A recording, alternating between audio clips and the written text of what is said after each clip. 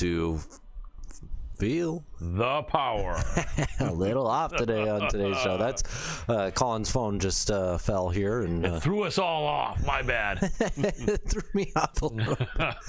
Welcome to another amazing episode of MMA Power Hour here, and it looks like, yep, we're going. Awesome.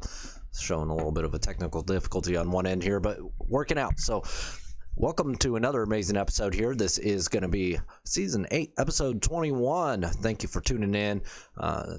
Thank you so much. We've got a lot of amazing partners and sponsors here. We're going to trickle those in throughout the show, but Colin, why don't you tell them a little bit about the show coming up? Man, we have a fun and exciting show. Get the frog out of my throat there. That would be fantastic. Maybe, just maybe, a beverage will help do that. Here we go. Beautiful water. Anyway, we have a fun show with 2 fantastic UFC fighters and 1 coach of UFC fighters as well. And so a lot of shows really don't give the coaches too much time of day. I know some do, and but these coaches are really a huge part of the fighters winning or losing. You all recall in last Saturday's fight, after a tough first round, Trevor Whitman told Kamaru Usman, "Your jab is what makes you a champion." And pretty much it was his jab piecing up Gilbert Burns that had him finish that fight. And so coaches are a huge secret and a huge asset, as far as most people know or don't know, in the world of MMA. So really excited to have the coach of the New England Cartel, Tyson Chartier, as well as our 2 great guests, the gifted one, Gabe Green, and the karate hottie, Michelle Waterson. Going to be some great chat, some great information, and hopefully some great entertainment for you.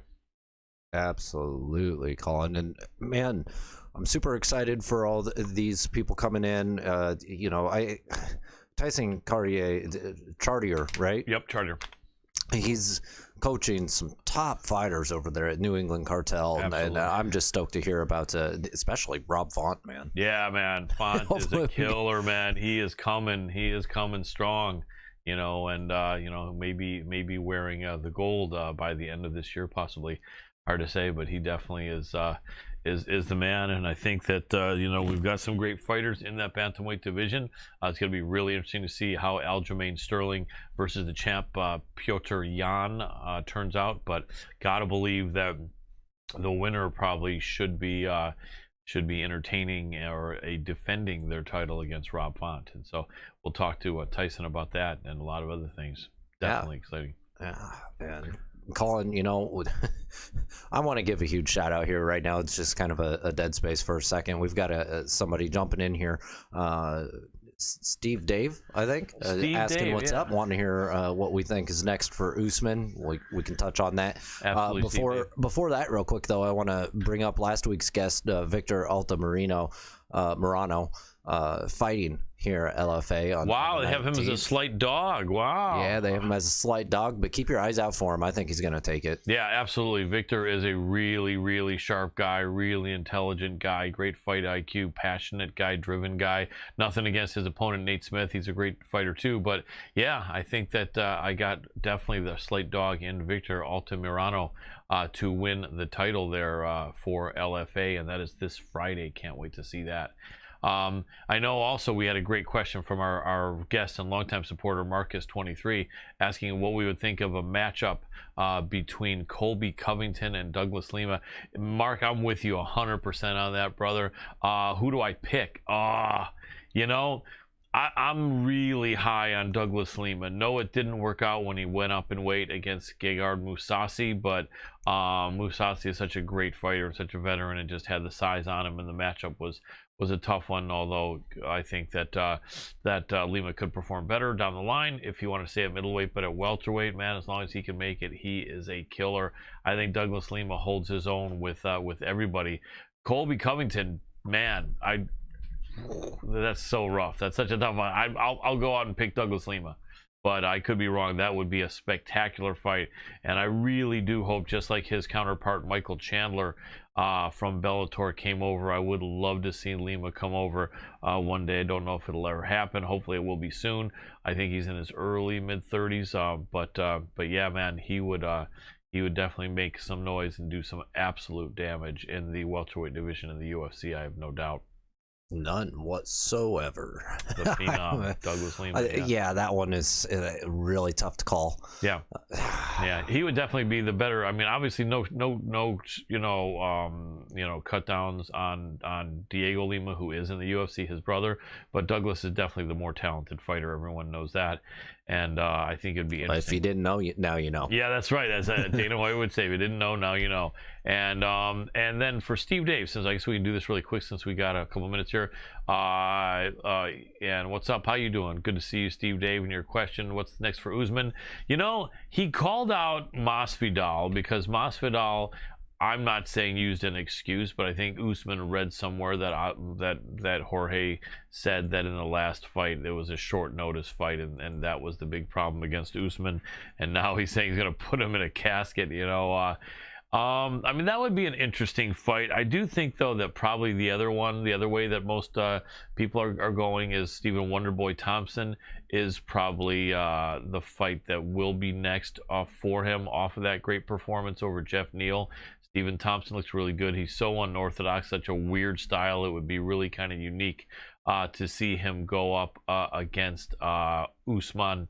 So I would believe that probably next for Usman, Steve, is going to be Wonderboy. The only other thought would be, I mean, if Chimaev versus Edwards was not canceled for the third time, and if that fight did happen a couple weeks from now as it was supposed to, then possibly the winner of that fight. But with Chimaev coming down or still fighting symptoms of COVID, which makes me wonder a little bit, why the heck was the fight scheduled again? They say it was continuing issues with COVID. I guess maybe he had it and then he passed the test saying he didn't have it, but then he has it again. I don't know. But I think there's a lot of people that are saying just let Leon Edwards jump up against Usman. Usman has shown a lot of respect for Leon Edwards, beating him in the past in a tough fight, and Edwards has just gotten better. But then I know there's a lot of people that say you just can't give Edwards the Usman fight until he wins one more. So I don't know. Any chance Khabib comes out of retirement for Usman? Steve saying that, and sees I could see it on a July 4th card. That would be interesting on an Independence Day. I remember Khabib saying that his late father had said that the welterweight is not what he recommends for his son. I know 55 is a hard cut for Khabib, so it'd be interesting. I believe they do have the same fighter management, Dominance MMA. But I don't think, I see Dr. Adam Roorda shaking his head. I don't think that fight's going to happen.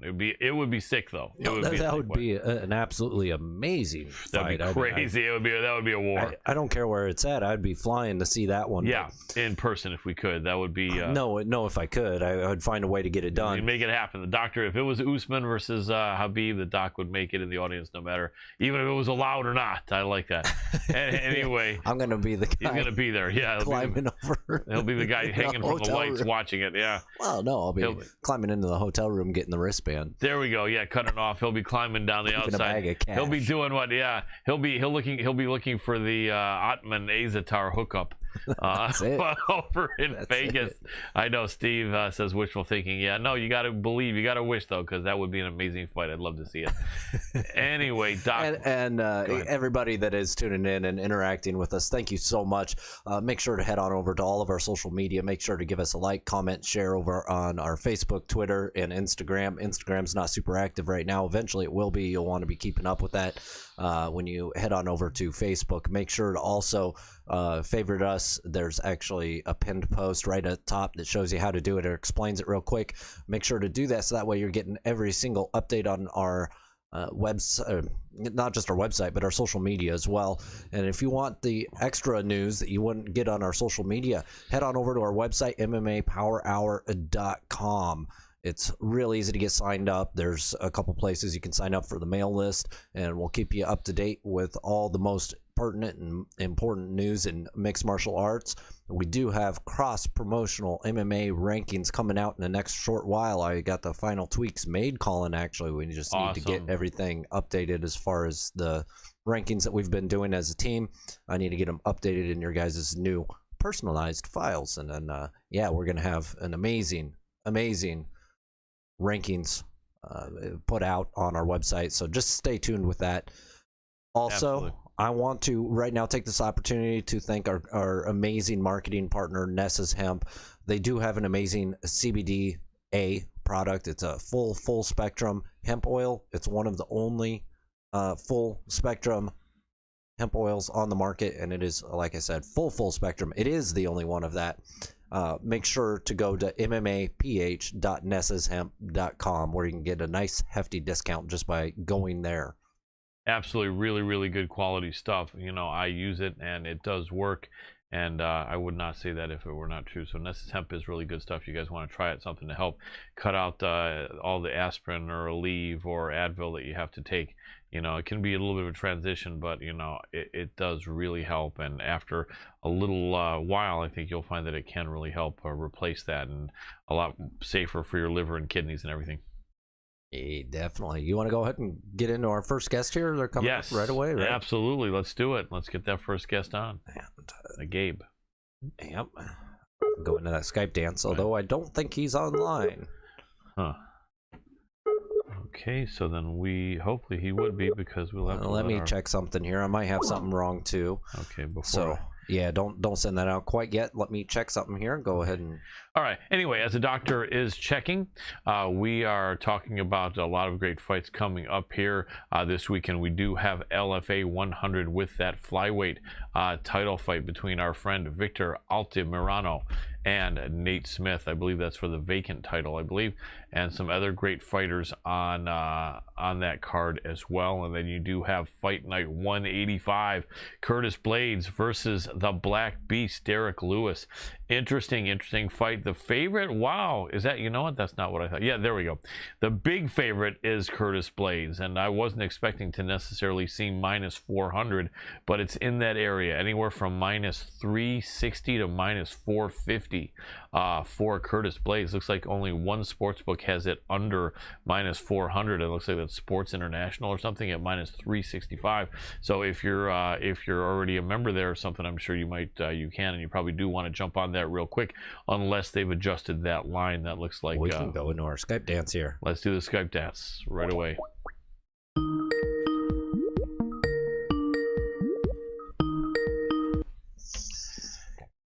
Hey Gabe, are you there? Yeah, this is me. Awesome, brother. Appreciate you. All we need you to do is to hit the icon below that looks like an old movie camera with a line going across it, a diagonal line. And then when you hit that, we'll have video. There you go. And as long as you see your face and your head in the screen centered, then you're good. And we'll be doing alternating screens and split screens, so you'll see how good it looks. You just can't look directly at us.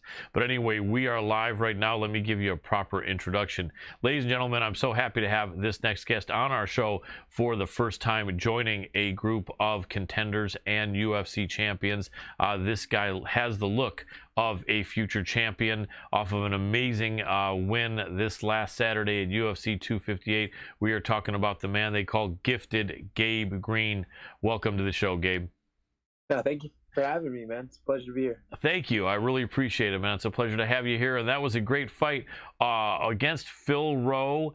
I was watching a lot of people breaking down that fight, and I picked you. I had a feeling you could do it. I also heard great words from our mutual friend and our correspondent, Francesca Dominique, about what a good guy you are. And I'd like to see good guys win, and also just your talent. But I was hearing a few other people picking Phil Rowe. They were jumping out there and saying, I got Phil Rowe on this. He's going to use his length. He's going to do all this and that. So that fight was kind of an even money, I think, with the betting, or it was really close. What was your thought going into that fight, and how did that play out compared to the different scenarios maybe that you were expecting or your team was looking at? Yeah, I mean, I was just like, man, this guy's long and tall. Yep. And I knew, I mean, it's just kind of annoying when someone can hit you from a spot that you can't hit them from, you know? Yep. And so I mean, that was just like my main thing with him. I wasn't super worried about his ground game or anything like that. But I was really confident in my own ability to just, you know, make a miss and get in there, or even just be, you know, durable enough if he did hit me to just keep on going, moving forward, and then, you know, taken a couple if I had to hit him, and I mean, that's pretty much what I did. I just wanted to enforce my will on him. Absolutely. Now, when you're fighting an opponent that has that much reach on you, there's gonna be shots that you throw up that you're missing. There's just no way to avoid that when someone's got that much reach. When you throw a punch that misses, what is the effect of that? I haven't heard too many people talk about this too much. Obviously, it's no fun, but when you throw a hard shot that misses, is it something that gasses you, or does it actually hurt your shoulder, or what's your experience when you throw, a big shot that misses? Yeah, so if you're like throwing them, if you're throwing something that's like a haymaker and you're just really going trying to connect, and then I mean sometimes it hurts because of like you hyperextend a little bit, you just go too far and you're trying to crack them. But and then they also get you more tired. Like if you're shadow boxing really hard and swinging for the fences and hitting nothing, it drains you pretty bad.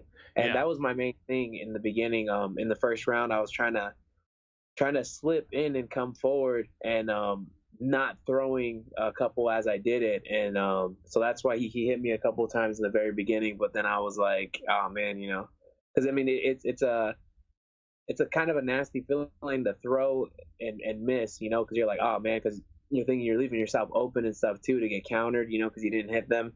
But I was like, no, yeah, he's too far. I'm gonna have to miss first. I'll hit him with the one after that and just fully commit. Absolutely. I liked how you stayed composed and focused. You showed really good maturity out there for a 27-year-old fighter, which is really young in the game. Obviously, you're not a newcomer because you fought for a few years, but still new enough and definitely young at 27. So, yeah, you showed some really good maturity in there. Now, let me ask you, I watch a ton of fights to study for interviews and just fights that have happened and other fights that are coming up, and so sometimes I blur a couple together. So forgive me if I'm doing that here, but I don't think so. I think did hurt him in your fight with leg kicks, didn't you? Yeah, no, I heard him. I heard him pretty bad. He fell down a couple times, and yeah, his leg definitely. He probably wasn't walking the next couple of days. No, I agree. Now, were you aware of that in the fight? And if you were you thinking possibly of going for that? Actually, you know what? Someone pointed out to me that you mentioned that you had trained with this guy before, and you were pretty comfortable that you were winning, and you maybe didn't want to, injure him badly. Or I didn't hear that interview, but what's the thought on that? What's your thought? A lot of people were saying I didn't train with him before, but he fought someone that I had already beaten, and he messaged me like, hey man, how do I beat this guy? 'Cause I only want to beat him. He reached out to you. And so, he reached out to me. We had some conversation and back and forth. And since then, stayed in contact. And that was for a fight like 2 years ago or something like that. Right. And so, I was familiar with him, and he's a pretty likable guy. And, we would joke around and stuff like that. Never actually meeting, but, we were pretty cool. Yeah. And then, it just, I was throwing the leg kicks and it hurt him, and I knew it hurt him. I just thought it was over. So I really thought the refs were just gonna kind of stop it, because he couldn't walk, Right. And I think I'm just more used to the regional scene where they don't let it go. They don't let it go as far sometimes. And so that's something I have to take a mental note of, and go out there and really, really, really finish it. Even I was knocking him down, and I was like, oh, I'll just hit him a couple times with some ground and pound, or I'll just get the choke real quick instead of blasting his leg again. But I mean, you gotta fight smart, So, and that's something I didn't do this fight. If I would have just backed off and told the ref to stand him up, I would have had to kick his leg maybe once, maybe two more times before he just wouldn't have been able to stand up, and it would have been a TKO off that.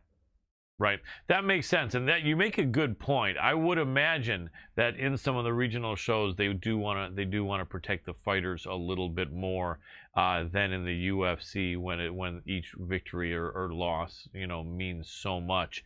And so that is an interesting point you make, that when coming up to the UFC, there may be less of a chance of the referee stopping there may be less of a chance of the referee stopping a fight than in the regional scene, and that's interesting to know. So tell us a little bit about yourself, man. First of all, how did you get the name Gifted, and how long have you had that? And was that something you liked immediately, or were you unsure about it? I was it was right before my first professional fight. My coach just was like, "Hey, like you're going to go pro. You need like a not a real nickname now, And I was like, I mean, I don't know what's my nickname. I feel like I can't just pick it myself. And then he just said he's like, how about Gifted? And he'd always say I'm a sponge, and I just pick things up pretty quickly, and just kind of had a knack for things. So he's like, yeah, Gifted. He's like, Gifted Gabe Green. That goes real together. It rolls off nicely. And then we just ran with it from there. Very cool. What's your athletic background, man? Take us back to maybe when you were in high school, and get us caught up to where we are now. Maybe leaving out anything that's not super exciting, and maybe just giving me maybe a minute or a minute and a half or 2 minutes. Tell us what you were doing athletically then, as far as sports, and then combat sports, and when you got the idea to be a professional fighter. Yeah, in high school, I wasn't athletic whatsoever. I was actually homeschooled. I didn't even go to high school till I was basically a junior. And then, but I played football my junior and senior year, and then that's it. No combat sports. I was always interested in fighting. I mean, I boxed some of my friends in high school, and we'd mess around, and I kind of was drawn towards it. But it wasn't until I was in college. I went to Cal State Long Beach, and one of my friends hit me up, and he was like, "Hey, I'm going to this MMA gym. You come try it out." And I was like, all right, I'll check it out." Finally dragged me in there, and then once I tried it, it was a wrap. I was like, "Man, I love this stuff." And then that led to the whole Gifted thing, because I think I walked in there a month later. My coach was like, "Hey, do this jiu-jitsu tournament." I got gold in the jiu-jitsu tournament, and then a month after that, he was like, "How about an amateur fight?" And I was like, "Yeah, let's do it." And then I won that fight, and then it was just fight. Nice. Just kind of took off from there. Very cool. So you're truly kind of like the new generation, in that you started learning all three skill sets of MMA together: the striking, the wrestling, and the jiu-jitsu. Is that right? Yeah, that was my first. When I walked into Sub Fighter with my friend, it was pretty much the first time I've ever done anything like this. And does that make you think a little bit that maybe you are gifted? Because that's really unusual. I mean, you're in there with guys who are Division I wrestlers who have been doing karate and kickboxing since they were 4 years old. Do you think about that you maybe have some really good genetics for this? And if so, can you see anybody in your family tree that was a really good athlete? Yeah, that's because especially I started training at the very last couple months of 2014, like November of 2014. I was pro by 2015, and then fought into 2018, and then took 2 years off, and then just started fighting again basically right now. So realistically, I've had only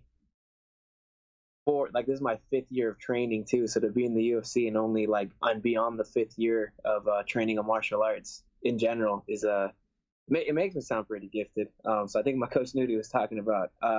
But as far as athletics go, I'm actually the least athletic in my family. It's pretty crazy. All my brothers and sisters, they're way more athletic than me. My cousins are way more athletic than me. I'm the only one who just ended up fighting. But my older brother went to college for football, and then he played football for Germany overseas. My grandfather was a professional baseball player in Mexico, so yeah, we got some athletes in the family. Absolutely, that definitely helps. You look like you've got a really good, strong physique as well. Have you been doing strength and conditioning stuff for the last 6 years, like lifting weights and stuff, or what's your routine like? You know what? I just started lifting weights. I used to be a 55er, so all I would do is run. Making 155 was kind of hard. As soon as I did a push-up, I felt like I gained 12 pounds. So I was just trying to keep the strength training to a minimum so I could keep my frame as small as possible, and it was just run. But after I fought D-Rod, I was like, well, I really like 170, so I was like, I'm gonna have to put on some muscle if I'm gonna stay right here and fight with the big boys. So I recently just started lifting weights like a couple months ago. Well, right after the D-Rod fight, and then I had to take some time off because I got injured again. And yeah, but I've been lifting weights for like 4 or 5 months now. It's weird because you look almost like a guy that's lifted weights for years. There's got to be some good genetics as far as that, huh? Yeah, and then plus I mean, I think yeah, genetics for sure a big part of it. Because once I lifted weights when I was in high school when I started playing on the football team, and so like I had like a base from when I was a teenager, that kind of just kind of settled, I guess, into me and was ready to get restarted once I actually started lifting weights again. Absolutely, muscle memory is a real thing, and then also the jujitsu and grappling really does put you in amazing shape. Like Yeah. On your card, did you see that jujitsu champion who lost that crazy fight? But what's his name? Vieira, right? Right. Yeah, I got. Yeah. Yeah, man, that guy's like a tank. Do you see how big that guy is? But Yeah. but would you think? What's weird? Let me ask you this, man, and I'm anxious to get a professional fighter who fights for the UFC's opinion on this. And this is no slap on him because he's a tough dude. But coming into that fight, a lot of people were talking about the fact that, man, this fight where this jiu-jitsu champion's 4-1 favorite, this guy gasses, this guy's carrying all this muscle. If this other dude can just hang in there, he can start lighting him up. And there was all that talk, and then it actually happened. And I'm not criticizing him or his camp because he did everything he could do, and he really hung in there. But does that make sense to you? Like a guy, did it look to you? Because I'm sure you saw that guy there in the dressing rooms or whatever. Did it look like that guy was carrying too much muscle for his height for middleweight? And if so, is there anything he could have done if his camp and he knew that could happen? Couldn't they have done something to stop that? Or what's your thought on that? I know you're not trying to criticize Mr. Vieira. No, yeah. I mean, he looked pretty big, but I don't know if he was like overly swole. I wouldn't really say that, But I mean, it's a real thing. When you have extra muscle, it requires a little bit more oxygen, and if your muscles aren't getting that oxygen, or your body's gonna try to get the muscles that oxygen, which means you got to breathe in more, and then your lungs are getting hit hard too, and then you can't do it anymore. Your cardio is gone. Yeah. And I'm sure going into that, I mean, his camp has got to be, well aware of all of that, and pushed them. I'm sure they pushed them as hard as they could push them, getting them ready for this fight. Like it's something that we all look at.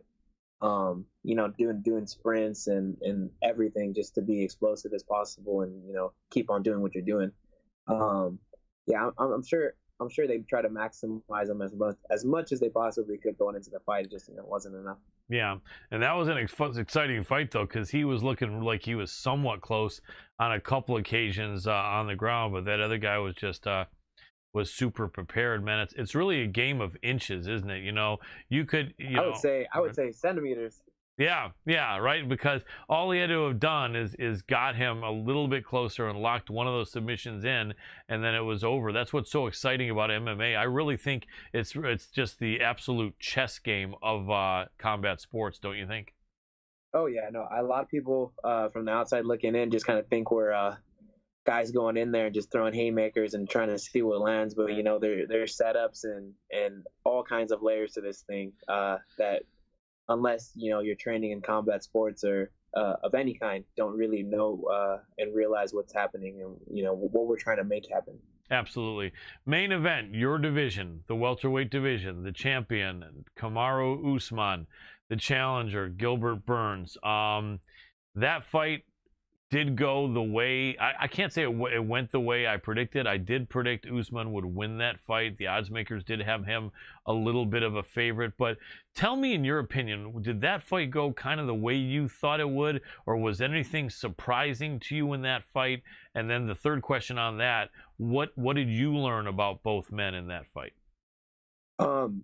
Yeah, going into that fight, I mean, I personally wanted Burns to win, but I had a feeling Usman was going to. So I wouldn't say I was super surprised. I was surprised that and kind of like excited when Burns dropped him. I was like, oh snap, you know, like Burns is on it. Like that got me really hyped. But yeah, I mean, Usman, you know, come back and winning. I figured something like that was gonna happen. So you know, it is what it is. Usman's good, and he's really good at what he does. And but I mean, it's funny because I was supposed to fight Burns in 2018. The UFC called me, and at 155 they wanted me to take a last minute fight, but I wasn't able to take it because I was injured. And so that's the whole thing. I was like, man, you can't write a better story. It's like I'm a welterweight now. He's a welterweight now. I was supposed to fight him in 2018. He comes over here and wins the belt on the same card that I'm at when I take a win. I was like, oh, it's setting up a great story for me to go take the belt from him later. But I guess not. I guess I just got to take it from Usman instead. Exactly.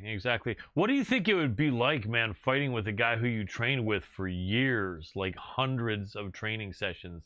I mean, that's got to be like not a fun thing, right? To train with someone, because I remember they were showing clips of Usman in Burns's corner, walking him down, you know, the aisle toward the octagon, and then that's got to be even holding him on his arms after the wins, on his shoulders. Yeah, it's I don't know, because it's like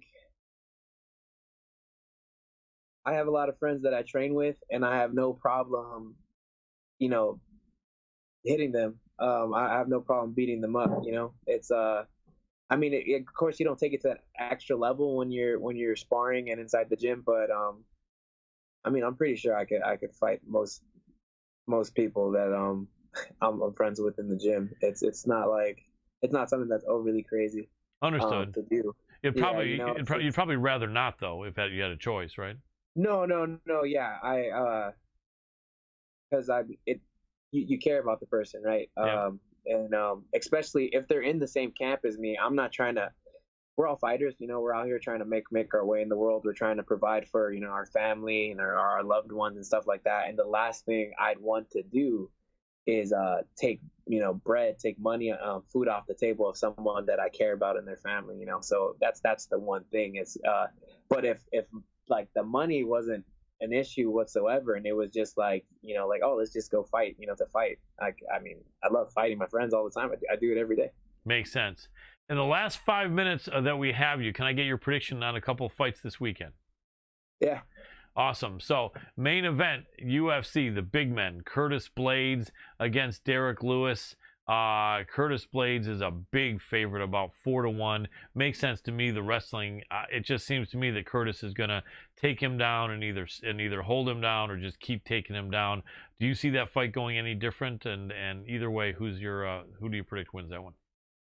You know, I'm gonna go Derek Lewis. Wow. You can't count that man out. I don't know. It's what you said makes complete sense, but he just got to touch you. Yep. And you know, they're fighting for that. That's a 25er? 5 round. Yep. 25 minutes. Yeah, it's 25 minutes and only has to touch you once. You can't count my man out. Nice. Absolutely. And speaking of that, are you based over in Texas like him? No, you're out here in California, right? But do you have some? Yeah. I'm just a fan of him. I'm out here in California for sure. Nice. Derek Lewis, he's tough. And then on the undercard, you know, man, there's not a lot of big names on that card. That's really interesting. You know what, then? Instead of breaking down any more, because there's really not like, I mean, there's some good fighters there, but no one that everyone's really super excited about. You know what? No, how about this? How about, and I think this is 55ers. How about Drakkar Klose and Luis Pena, the man they call the Violent Bob Ross? What do you think in that fight?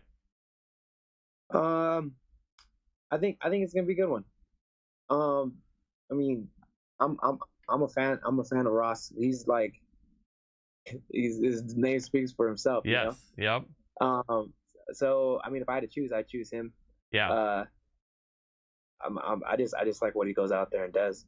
Yeah, he's an interesting dude, man. I've never heard anyone name themselves after a painter who died, an artist who died in the 90s, man. And at first I didn't know what that meant. I was thinking, why is this guy Luis Pena calling himself the Violent Bob Ross, right? I mean, but then someone said, because that was a guy, and the guy had that beard and that hair.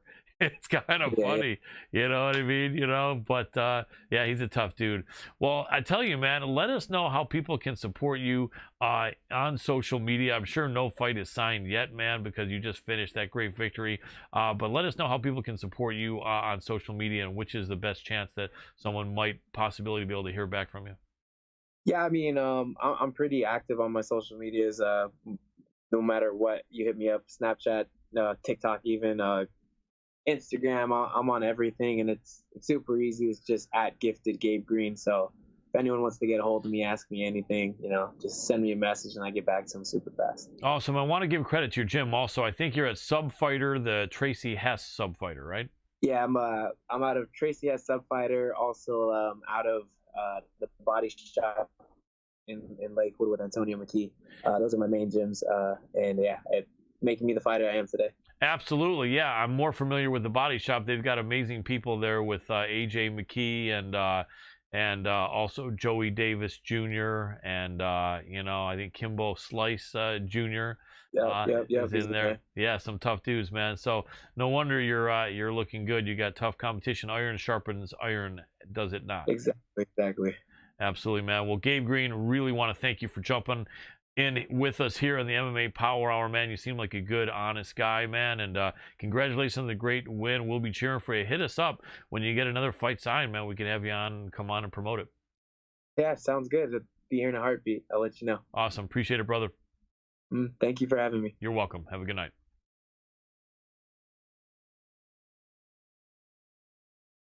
And we are back, and I know we have another segment coming in. While the doctor is doing that, I appreciate Steve saying that's a good question. And someone else came in there saying something stupid. Colin, that's like the trolls. So you gotta love the trolls. Channel it's Dillish. Fun. Yeah, and then hey, I'm a member of the Goof Squad. Thank you. We're Goof Squad. Yeah, thank you, Swampy. And then we have Probs guitar. And anyway, though, the bottom line is we appreciate people jumping in. We really appreciate this last guest coming on, Gabe Green, the gifted one, and I really appreciate Steve Dave coming in here with good questions, and other people goofing around. Have fun. Hope you guys have fun and jumping in here and do your thing, man. Whatever makes you happy. And so like the happy little trees. Absolutely. Absolutely. Got it. The Bob Ross. That's it. Got to channel it right now. We got to channel Violent Bob Ross. That's it. Yeah. All right. Well, before we go into our next segment here, I want to just shout out one more company that's kind of been helping out. Not kind of, but they've really been helping out with getting word out about MMA Power Hour. And the company is called Mocha Tribe. You can head on over to mymochatribe.com and on checkout use discount code MMA Power 10 for 10% discount. Again, that's mymochatribe.com. Awesome. That's a great company. Great stuff. Also want to thank our viewer, Shinta, for the kind words. Great interview. We really appreciate that. Dr. Roorda, do you want me to do a lead-in for our next segment, or would you like to do that? Go ahead. All right, coming up next, our awesome team member, Francesca Dominique. She is not just a pretty face. Yes, she's young, but she knows MMA. Listen in and you will hear it. She knows boxing, MMA, combat sports is her passion, and she really has great observation and analysis and betting. A lot of her picks win a lot of the time. No one wins all the time, but Francesca Dominique is someone to be watching in the world of MMA commentary, interviews, and handicapping. Check it out, Francesca.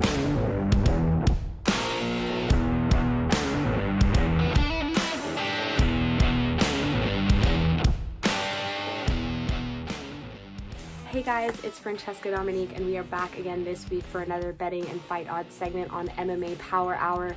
We are going to be looking at UFC Fight Night, Curtis Blades versus Derek Lewis, and oh my goodness, this whole card is just bangers. I mean, not to mention the numerous amounts of heavyweight bouts. This is going to be a card where you just don't want to blink even for 1 second because it could be over.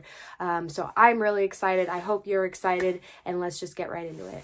So first we are going to be looking at Chaz Skelly versus Jamal Emmers.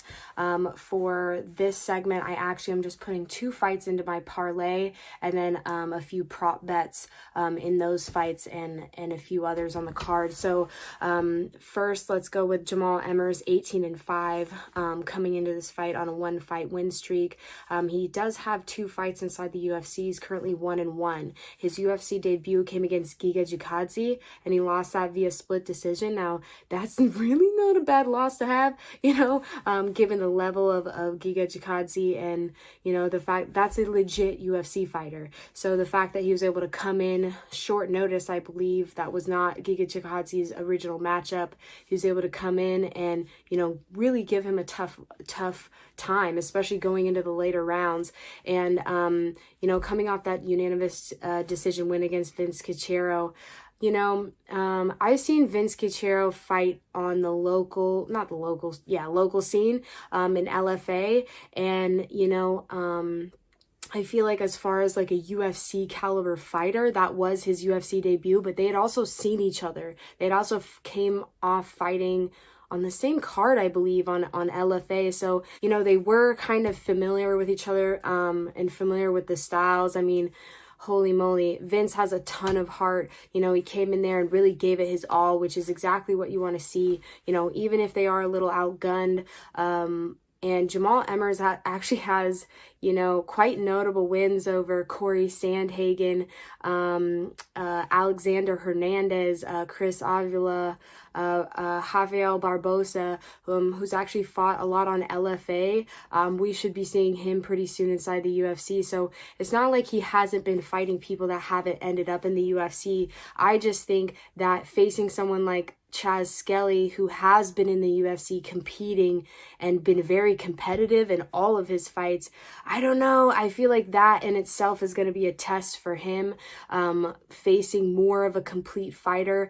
We all know Giga Chikadze is a very, very good stand-up fighter, but as far as all-around game and especially that gas tank, I think that Jamal Emmers is going to have a pretty tough time against Chaz Skelly. Now, he does have, I'd say that he has more technical striking than Chaz, but Chaz coming in here at 18-3, he is 35, but I honestly don't see him slowing down anytime soon.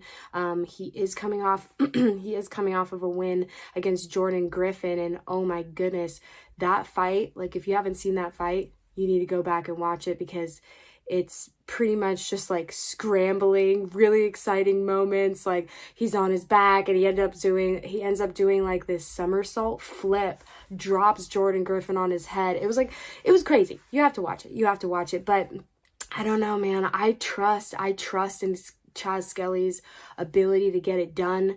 Very high level wrestler, comes from a wrestling background. Now, like I said, maybe the striking is not the greatest, but he knows. Like I would consider him a UFC vet. The amount of fights that he has put in. He debuted in 2014 against Mirsad Bektik, and it was able to take it to it was a decision. It was a majority decision, but still, he really took it to him. And every single fight that he's in, he is in that fight. It's not like he shows up sometimes and other times he doesn't. He always shows up. He has a great character. I definitely look forward to like media week when he's around, because his interviews are always interesting. Now here, Chaz Skelly comes in at plus 200, Jamal Emmers at minus 240. Now, the reason why I'm choosing Chaz Skelly here is mainly for the value here. I mean, plus 200, that's double your money. And in some places it's plus 210, plus 215. So not to say that Jamal Emmers is not a legit threat. That is not, it's not what I'm saying at all. I'm just saying I really like the value there on Chaz Skelly. I don't know if I'd pick Jamal Emmers at minus 240, just because we haven't seen him against a UFC vet with a legit wrestling background, a legit UFC credentials, I'd say. I mean, Chaz Skelly, I don't think he's beating, the top guys anytime soon, but he's a vicious dude, man, and he hasn't slowed down at all, even for his age. So I say he gives Jamal Emmers a run for his money. Now, this is going to be a very telling fight for Jamal Emmers, especially, you know, if he can get past Chaz Skelly, I believe that he is legit, and he is legit on his way, you know, to fighting those top guys. I just want to make sure that, you know, he can get past someone like Chaz Skelly. So because I haven't seen that tested, I like the value on Skelly here. I'm going to take him at plus 200. So we are going to go ahead and hop right on up to the co-main event. We're going to be looking at Ketlen Vieira versus Yana Kunitskaya. Yana is going to be coming in here at 13-5. Ketlen is going to come in at 11-1. So starting with Yana, she is a plus 215 underdog, and you know, Vieira is a minus 275, minus 280 favorite, and I think those are the correct lines there.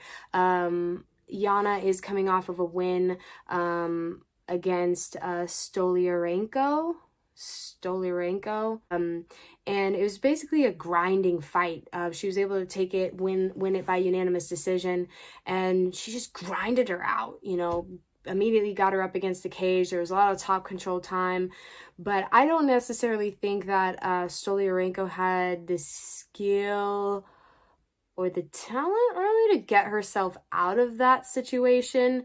Before Yana in 2019, she had fought Aspen Ladd, and she was finished in the third round, and then had faced Marion Murnau and run that via unanimous decision. So in 2019, she had 2 fights and then 1 fight in 2020. So she hasn't really been the most active, and this fight was actually versus Ketlen Vieira has actually been rescheduled twice already. So hopefully this, you know, third time's a charm, and we can make it happen.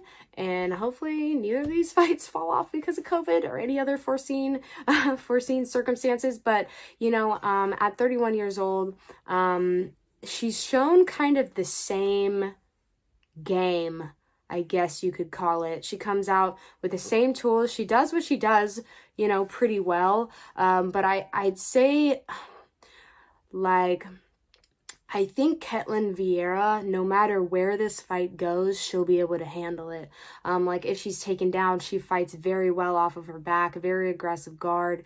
But I think as far as stand-up, man, like, being 29 years old, she is extremely aggressive.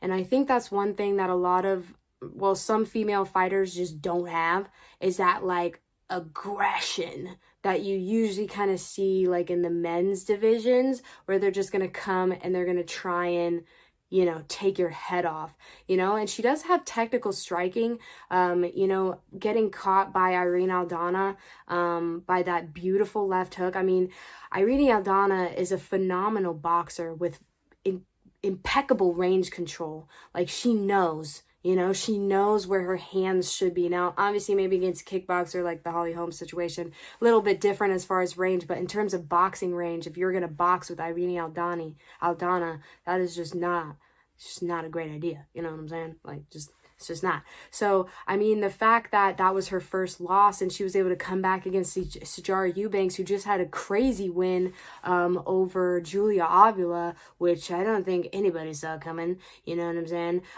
So that kind of changed. Like, I actually had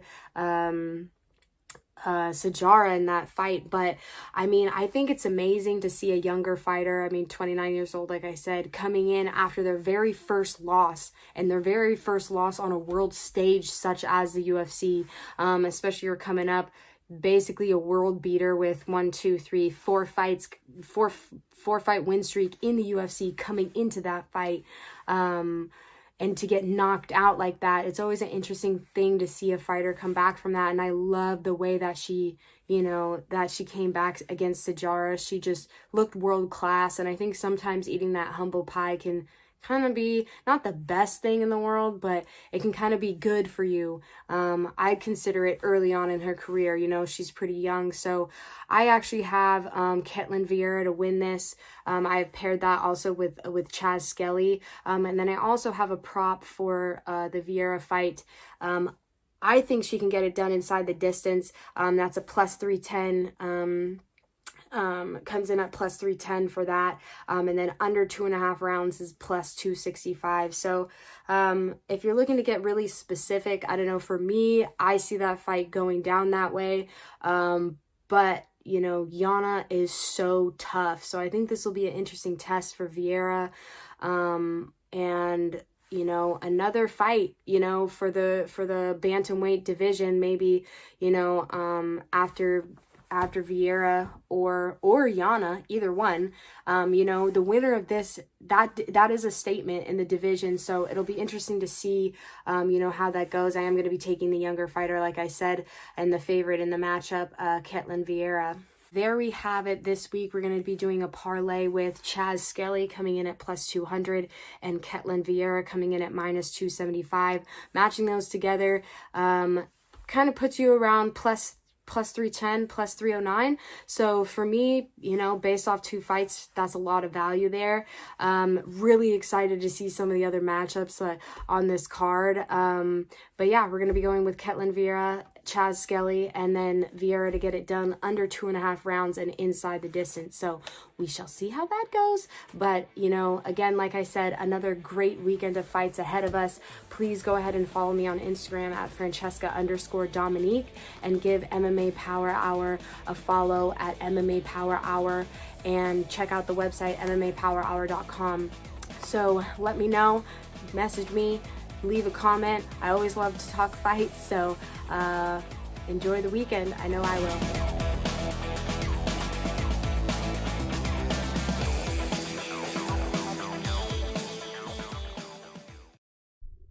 Great analysis, Francesca Dominique. Really, really good observations, and a lot of interesting points you made there. Some really good stuff and great picks. I'm in agreement with nearly everything, and look forward to talking to you as always when we compare minds a day before the fight. So great work. Appreciate you a lot, Francesca Dominique. Great. She really has her finger or thumb on the pulse of MMA, doesn't she, Doc? 1000%. She's really great with her picks every week, and quite frankly, our entire team over MMA Power Hour, we've been building it up for quite a while, is some of the strongest handicappers out there.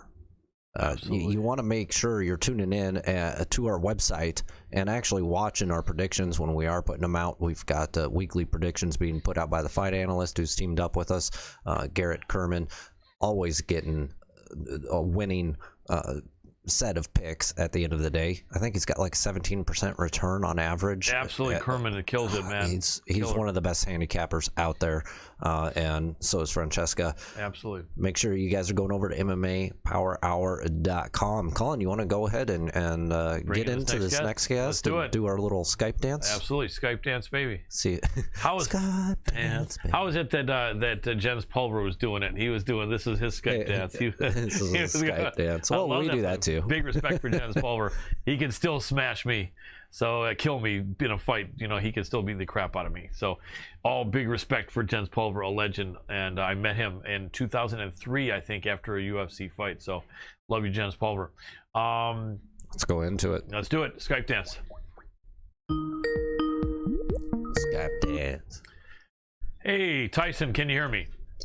Yep. Awesome. All we need to do is hit that video icon below the screen, and then we'll be good. Excellent. As long as you see yourself centered, we're good. We'll be doing split screen and alternating screens. You'll be able to watch the show after it's over. But since we're live, let me give you a proper introduction. Ladies and gentlemen, in keeping with our series of having some of the very best coaches in the sport of MMA today, we have another one here. Talking to him for the first time, heard so many great things about him. He's got some amazing fighters and is just doing some great things over there in New England. And we are talking about the man, the head coach of the New England Cartel, Mr. Tyson Chartier. And I pronounced that the way he requested, just in case you think I didn't. Tyson Chartier, welcome to the show, brother. How you guys doing? Doing great, man. How about yourself? Not bad, man. Can't complain. Awesome. Well, I watched a couple of interviews of you to get a little chance to know you a little bit better. You seem like a great guy, and you're also very able to answer questions and a great interviewee. So we really appreciate that, man, and makes my job easy. So a lot of questions I'm going to throw at you and take all the time you need to answer. But you're over there in the New England Cartel. You've got Rob Font there. You've got Calvin Cater. You've got Randy Costa, and I'm sure you have other guys. How long has this gym been around, and how did the New England Cartel get created? Yeah, so Randy's actually down in Florida. He's at Stanford MMA. He was one of the Lausanne guys, and he used to cross train with us quite a bit. Okay. But yeah. So it was just I was a fighter at a gym, and I met Rob, and I started out with a lot of these guys. Like, yeah, I was their manager, just getting them fights because I was getting myself fights, and then little by little, I was helping train them because other coaches weren't around or whatever, and I was cornering all the fighters, and then next thing you know, Rob's in the UFC, and I'm cornering for all his fights. And a few years ago, he was like, it's time to make a move, and we kind of branched out on our own, and Calvin came with us, and that's how the cartel was formalized officially. But, me and Rob have been together since his first day on the MMA mats back in like 2009. So we've been at it for a while, and it wasn't until 3 years ago where I became his head coach, and then about maybe a year and a half where we started calling it something. For a while, we were just kind of ragtag group of guys with no name, and just winning fights and training. But now we're the New England Cartel. Rob and Calvin are the two primary guys in it, and we get a good host of assistant coaches that help out, and we got some young up and comers that train with us as well. So we keep the circle small, and we build the camps around both those guys. And so pretty much my coaching career is dedicated to Rob and Calvin. Very cool. And are you right in Boston or somewhere nearby? So I live in Auburn, New Hampshire, which is southern New Hampshire, about 40 minutes north of Boston. And Rob and Calvin live in northern Massachusetts, about like 30 minutes south of me. Very cool. And the gym is located in a certain place, or do you go to different facilities to hold your workout? It's a mix. So we go to different facilities. We do some wrestling up in Maine. We do some boxing in Haverhill. Rob has a little studio in Lawrence, Mass. Calvin has a warehouse space in North Andover. So depending on who's in camp and what's going on, we go to a bunch of different gyms. We go to Hyde Park for some Muay Thai at Hard Knocks with our Muay Thai coach, Jake Manini. And they do strength and conditioning either in Salem, Mass or in Chelmsford, Mass. So we have a bunch of different spots that we visit, and then we do a bunch of closed session training too in small studios. Absolutely. I was there covering the UFC event in Boston where Joe Lauzon had his last fight. That was really amazing. It was my first time there. I'm from Michigan originally, and I've been all over the Midwest, but never really made it to the East Coast, and I really enjoyed it, man. Super, super cool feel. The place is so historic and just real friendly. I mean, like, as a Midwesterner, I'm from Michigan, so I'm kind of like Midwest/East.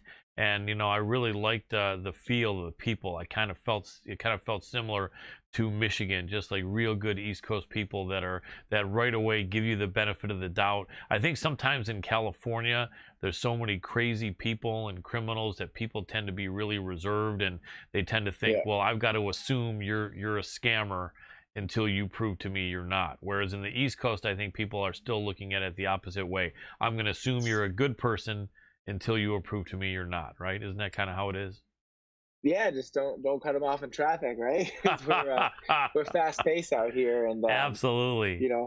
So you give us a reason to hate you, we'll probably treat you pretty nice. Absolutely, I really enjoyed my time there. It was really cool. Were you at that event with Joe Lauzon's last UFC fight? Yeah, so I was sitting in the stands watching, because originally, Calvin was supposed to be on it against the Beat, and then it got moved to Russia. So we ended up just going to watch. That was really cool, man. It was jam-packed in there, isn't it? And what was that? What was the arena there again? I forgot. The TD Garden. It's where the Bruins and the Celtics play. So, we've been fortunate enough where I've had guys fight there 3 different times. I've got to work there. And, I mean, we had a big one with UFC 220 where Rob and Calvin and Kyle Botniak all won that night. So it was great. Very, very cool. So Rob Font, man, correct me if I'm wrong, I think he just came off the win against Marlon Moraes, right? Yep, in December 19th, I believe it was. So now we're number 3. Yeah, because that was huge. And Rob was the underdog in that fight slightly, wasn't he? Yeah, we were a pretty big underdog. We were coming off a year layoff. We're, I think, sitting at 10 or 11. He's number 3. And we're coming off an ACL injury, so we hadn't fought for a year. And I think we turned a lot of heads in that one, and kind of put Rob's name on the map on the national scale. Without a doubt, and he's such an exciting fighter. He's a veteran, yet he's still young. I think he's probably right in his prime.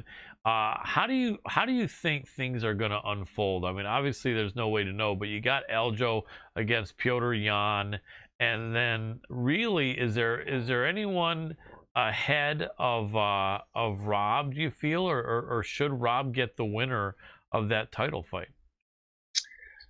I mean, it's hard to argue against what Corey Sandhagen's doing right now. He's coming 2 big wins, but I mean, if Aljo goes out and kills Petr Yan, then I think you could argue that there's a case for, he's number 2, we're number 3. Does anybody want to see Corey Sandhagen fight Aljo again when he just got submitted by him in under a minute back in June? Right. And the answer is probably yes, but I think in most cases, I think a lot of camps would say, hey, listen, I think we're a more compelling fight. We're on a 3-fight win streak. He's on a 2-fight win streak. 3 fights ago, he lost to Aljo. So I think that's a case we can, at least try to claim if Aljo wins. But if Aljo loses, I think it's a hard case to say that anybody deserves a shot over Sandhagen. But who knows? Yeah. And then you got TJ out there coming back, so who knows who he's going to get? And then you got Barbara and Aldo right behind us. So, everybody that's around us is a big name. You got, us and Sandhagen are the 2 hot prospects, and then you got 3 former champs. Aldo, Garbrandt, and TJ Dillashaw. So it's an exciting division right now. Without a doubt, absolutely like to see that. If it doesn't go down that Rob gets the shot against the champion, who would you personally like to see Rob against among the other guys? And do you think that's the guy that Rob would like, or do you think there's one guy, if it can't be for the title, one of the other guys that you like, and it would be a different one of the other guys that Rob would like? I think we just want a guy in the top 5. I think it'd be unfortunate if somehow, Aldo fights Garbrandt and then TJ fights Corey, and we're just kind of left out on the sidelines, Right. I think we just want to fight one of those guys. I think we've earned the right to. We just knocked out Moraes in the first round. We're on a 3-fight win streak. I think he's paid his dues. So I think we just want one of those names, Aldo, Garbrandt, Sandhagen, or TJ, or right to the title fight. But I just hope that we get one of those guys. It would be unfortunate if somehow those guys all got tangled up and then we had to fight way down or something like that. I think, Rob's at the point where, he deserves a big name. He deserves a former champ or the number 1 contender. So, we'll see how it plays out. But I don't think Rob really has a preference. I think he'd like to fight a name, but Rob just wants to do whatever it takes to get a win and get a title shot. Absolutely. And I would really think it should come this year. I agree. If Aljo wins, and I'd like your opinion on that also real quick. I think Aljo beats Petr Yan. I know it's going to be a tough fight, but, actually, let me just rewind. Let's start out with that. What's your prediction on who wins that fight and how that fight plays out? It'll be interesting because I think if you look at Petr Yan, I think I was watching it in the green room when he fought Jimmy Rivera. And I mean, I'm just going back off memory. And I remember at the time thinking Jimmy Rivera was winning most of the fight. It was just a few punches he got dropped. Yeah. And, Jimmy Rivera hasn't looked like gangbusters, since then. He's a very good fighter. But I think, kind of using that as a litmus test, I think it's hard to think that, and then after that he beat Faber, and then you beat Aldo, and Aldo, Aldo's still kind of, I feel like people are still not 100% sold on Aldo at 35 because, he had that fight with Moraes where it was close, and then he just, lost around to Cheeto, and so it's kind of like, where is Aldo? We don't know. It just depends if one shows up. So I think it's when you really look at his resume, it's very stellar. He's a champion for a reason, but I think he didn't have the toughest path to the title. Yeah. So I think the Sterling fight's a really good test. I think it's going to show a lot of us really where he's at with can he defend Aljo's takedowns? How's his jiu-jitsu? I'm sure it's good, but is he going to be able to kind of fend off, Sterling, who's looked great as of late?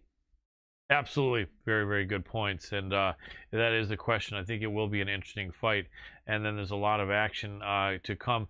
Let me ask you about that Sandhagen-Edgar fight, man. So many of these flying knees don't land. They just don't. They're I forget what fight it was this last Saturday, but a fighter threw a couple and got taken down both times. Heinisch. Yeah, that's right. From Heinisch and Gastelum. And is it just the fact that Corey Sandhagen had so much length on Frankie, or is it possible just because of the age and the reflexes of Frankie Edgar that he got caught with that knee? Like, I think he set it up good. It wasn't like he just, I think if you look at Heinrich's fight, he was kind of just winging it. It didn't look like there was a lot of setup into it. He was just trying to, kind of land a flying knee. But I think if you look at it with like a trained eye, like Sandhagen was really baiting him into it. He was moving backwards. He was moving into the right direction. And then he knew, Edgar's tendencies. So he threw it at the right time. It wasn't just like it was a Hail Mary knee. Like he pulled him into it and threw it when he wanted to throw it. So I think it was pretty clever. But yeah, flying knees, it's live by the sword, die by the sword. It's high risk, high reward. So, you got to be careful with, when you throw it. You got to pick your shots. You got to set it up. But I think it was a calculated move on Sandhagen's part. It clearly worked out. But it wasn't like he was just throwing it to throw it. I think he was throwing it at a time where he felt like Frankie should be there based on, what he studied in film and how Frankie was reacting in the fight. Absolutely. Yeah, I hate to see that with Frankie because he's such a legend, man. But it really just seems kind of like Father Time is undefeated, right? As you get older, just different stuff starts going wrong. Injuries start happening. And one of the things I think, that a lot of people don't think about is the older you get, the more I think injuries play a part, because MMA is such a chess match that if you take the wrong step or if you react a little bit slowly, the fight can be over in a snap of the fingers. And I really believe that as you get older and older in your career and you have so many wars and you're close to 40, to me, correct me if I'm wrong, probably most guys have had injuries to nearly every part of their body. Their ankles have been twisted, their shins have been busted up, their knee has been operated on, their hips are screwy, their lower back hurts, their neck is jacked up, their shoulders are jacked up, and to me, I think that causes a lot of these older fighters to start losing because their fluidity is not there. They're just, because so much hurts, so much is not cooperating in the body. I'd like your thoughts on that, though, as a trainer. Does that make sense, or is there a little bit more to it that you could add as far as what happens when a fighter starts getting older? Yeah, but I think every fighter is different, so it's hard to say like this works for everybody. But the tendency is, as you get older, you're not going to be as quick. You're not going to recover as fast. You're going to get, the dings are going to last a little bit longer. So it's going to hinder you in camp. So I think it's, as you age, it's going to be harder to go into a fight as prepared physically as you were in your 20s, just because your body's just not healing as fast. But, how you kind of make up for that gap is you're a lot smarter. You're more relaxed. You train smarter. You're choosing your battles, better in the gym. So maybe you're not dealing with those stupid wars in the gym that are futile. And you go in a lot smarter. Your reads are different. You're seeing the fight game differently. Everything's maybe slowing down a little bit for you versus when you were in your 20s. So you can kind of be a little bit more analytical and smart. But your quickness isn't as there, so your action time's not going to be, generally speaking, as fast. And so I think it leads to people, getting hit a little bit more. And then guys that have had a lot of wars throughout their career, that mileage, that that just keeps ticking off, and eventually you get to a point where shots that would have knocked you out 5 years ago are starting to knock you out. Absolutely.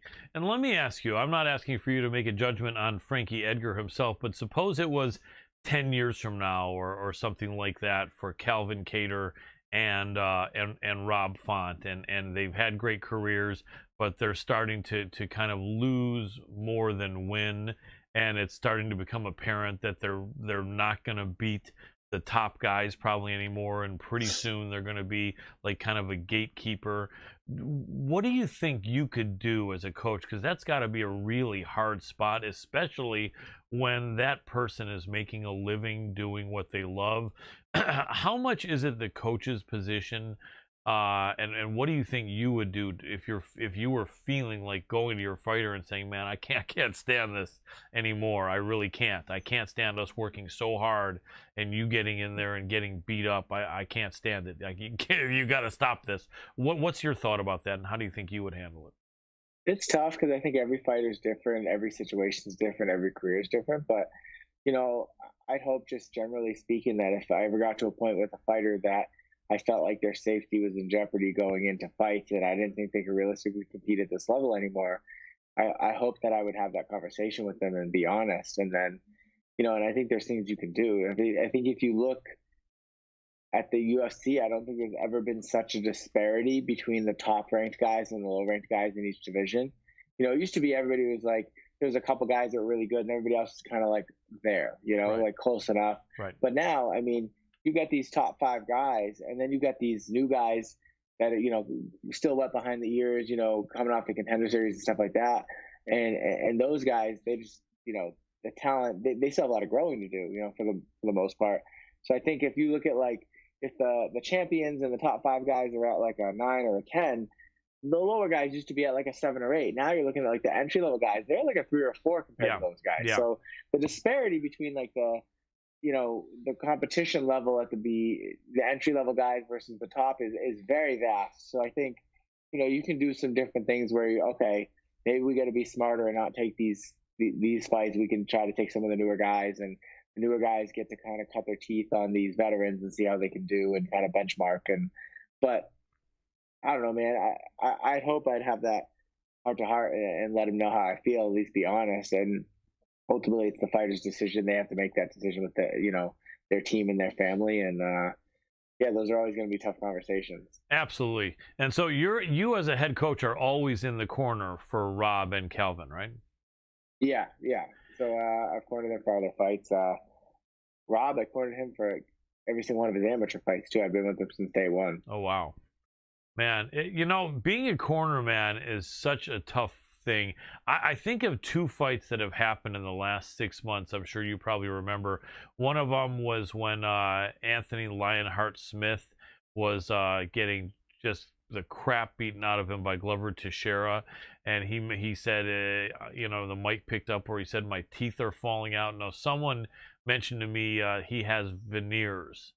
And so it's not like natural teeth, but still, I have a feeling your veneers aren't really supposed to fall out that easily. But his corner pretty much just kind of ignored that pretty much and just said, all right, man, let's do this, let's do that, whatever. He came out for the next round, and shortly into it, he got stopped. But after the fight, or I think in the subsequent few days, he said, no, I'm glad my coach said that. He said, I guess I was feeling kind of bummed out and my teeth were falling out, but he said, I really didn't want to quit. And I'm glad my coach kind of ignored that. And even though I got stopped the next round, that's the way I would have wanted to lose it, not quitting. And then you compare that to another fighter, a really good guy, more of a newcomer, Max Rauskopf, who had Robert Drysdale in his corner, right? And he said, I don't want to do it. And Rob just started saying, come on, you're not going to quit like this. We're going to do this. You're going to tough it out. You're going to grit it out. And he was saying no. And then Rob was saying, yeah, man, you're going to, and that was kind of controversial because they eventually stopped it. The fighter did not want to continue. And I'd like your opinion on both of those. The Lionheart Smith, I mean, if your guy said his teeth are falling out, even if they were veneers, what would you think you would have done there? And then how about in the other fight, the second one? Tell me what your thought would be if you were in the corner of Rauskopf. Yeah, I think, like, a lot of people don't understand like how intimate the relationship is between a coach and the fighters, and I think like trying to comment on how another coach should act with his athletes is right. Like me trying to tell someone else how to be in their marriage. It's like you could look at like, hey, maybe you shouldn't hit your wife. It's like, yeah, obviously, but like there's certain things that like are generics, but I think it's really hard because that relationship is so intimate. No one, if you're a good coach, no one should know that fighter as well as you do. Right. And you should know, what's best for them. So for me to even like comment on what Montoya was seeing or not seeing or what he did or didn't do, it's like, I don't really think it's fair. Right. And then even with Drysdale, it's like, I came out and kind of defended Drysdale a little bit in some interviews. And it's the thing is I can't even really defend him because it's not my place. But I think people was like, there's, someone said something like, there's never a time that if your fighter says, I can't do it, that you should go. And I'm like, yeah, but we don't know the whole story. Like, he could be one of those guys that quits all the time in training, and then you give him a kick in the butt, and then he goes out and dominates the next round. So we don't know that. It could have been like, like you're helping him get over a fear that he has, and this is a common thing that happens in training. And like, so we don't know the full story, so it's easy to like point at Drysdale and like, oh, his fighter quit and you tried to talk him into fighting. It's like, yeah, but we don't know that fighter, we don't know that relationship, we don't know what type of switches he has, what type of motivation he has. And like sometimes some fighters need that swift kick in the butt, so it's hard for anybody sitting at home or any other coach to say he should have or couldn't have. Even me in that last fight with Calvin, I got a lot of hate messages for not stopping the fight with him. And it's like, listen, like I made a decision based on all the factors that were in the data that I had available to me going into that fourth round of should I stop it, should I not? And I thought the move was to not stop it. And I still think that. And I could see why some people maybe disagree, but at the end of the day, they're not in that seat. They don't have all the data points and the history that I have to make that decision. So I think I wish they'd respect that enough to know that, like, your input isn't necessarily wanted or needed. We appreciate your opinion, but I have to do what's best for my guys. And I think that's probably what Mark and Drysdale were doing in their situations. Absolutely. That's a good point. And I'm glad you showed that respect to them. I definitely wasn't wanting to get you to second guess them, but I understand how it could have looked that way had you done that. So I appreciate that, man. Excuse me. One thing that I think is interesting, if you notice, is that as years have gone by, and I know you were a fighter, no one really taps to strikes anymore. And when they do, they kind of get ridiculed for it. And I was just thinking about that the other day. I haven't really heard anyone talk about this, but if you're going to get ridiculed for tapping to strikes, then essentially you have to put your faith in the referee, that the referee is going to stop the fight if it's clear you're not intelligently defending yourself. And it seems like that happens most of the time.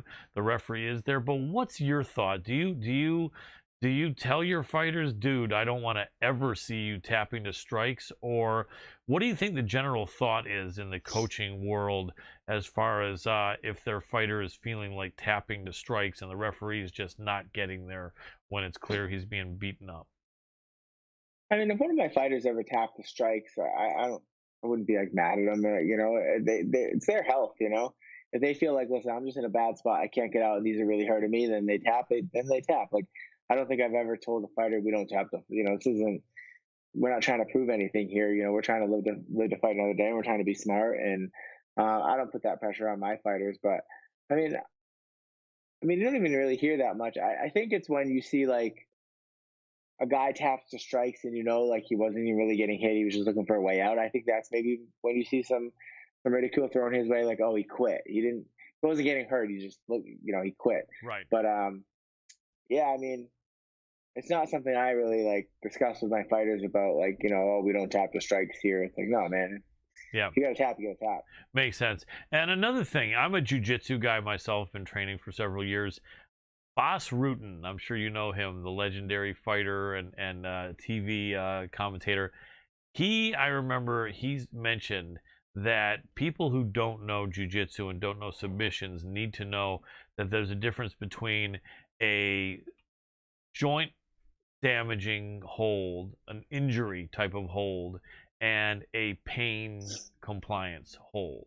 And he said if someone puts you in obviously like a heel hook, that's tremendous damage. There's no shame in tapping to a heel hook. But he said if someone puts you in like a calf slicer or any kind of an Achilles lock, it's just going to leave a really bad bruise and it's just going to hurt a lot. But he said you can't tap to that because it's not an injury type of a submission hold. What's your thought on that? Because funny enough, you don't see too many people being caught in calf slicers or Achilles lock or anything like that it's just the pressure and the pain.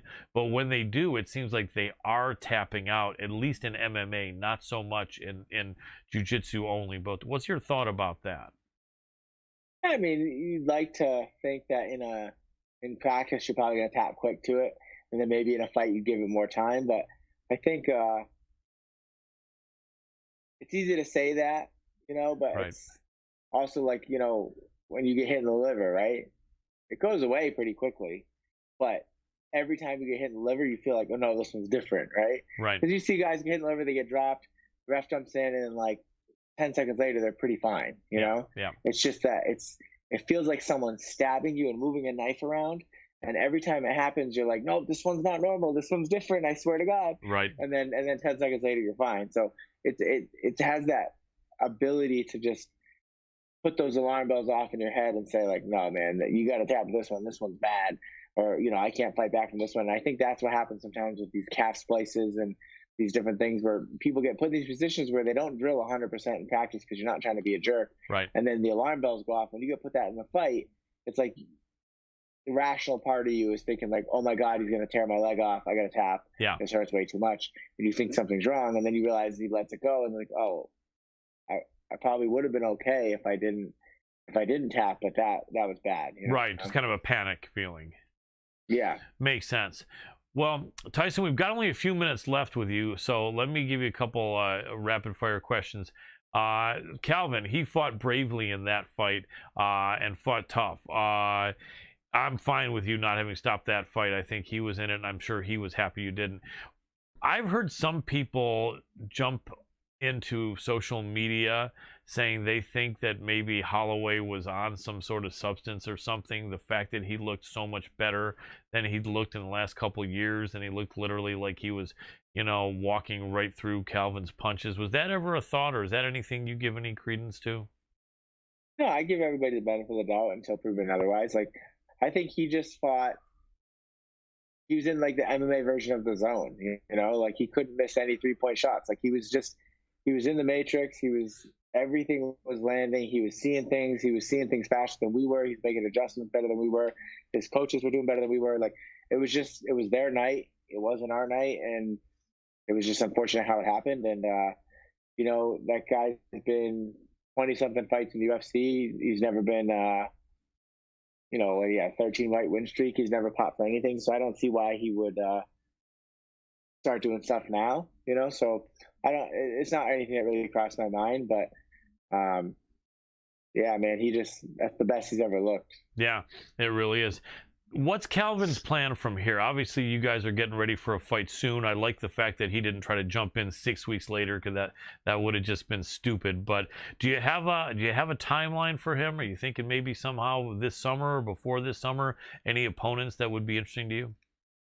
Yeah, we haven't had a break. You know, he's been going straight out since the Lamas fight. We've been in camp the whole time. He's broke his hand a few times, broke his nose 3 times.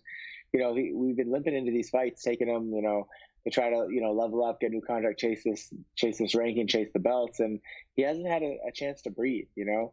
And so I think this is a perfect opportunity for him to rest both his hands, rest his nose, rest his head, take a mental break, which he's been in camp all of 2020. He was in camp the whole 18-week camp for the Stevens fight, jumped right back in against Ige. Then we're told we're probably going to fight Max. We've been training, right? And he needs a break, you know. So I think this is like, you know, taking a beating is never a blessing, but this time off is a blessing. And I think we're going to do, you know, no contact till July just to be safe, rest his hands, rest his nose, get everything healthy. And then at the end of July, we'll go back to train. That's 6 months of no contact. And then at the end of July, we'll ease back into training and try to fight it, you know, in the fall. Makes sense. One of our fans, Shinte, says that your decision was good. He would have done the same as far as not stopping the fight for Cater, but then he also feels Cater deserves and should be thrown into a rematch with Max. I don't think that's your thought as far as could be fun, but probably not, huh?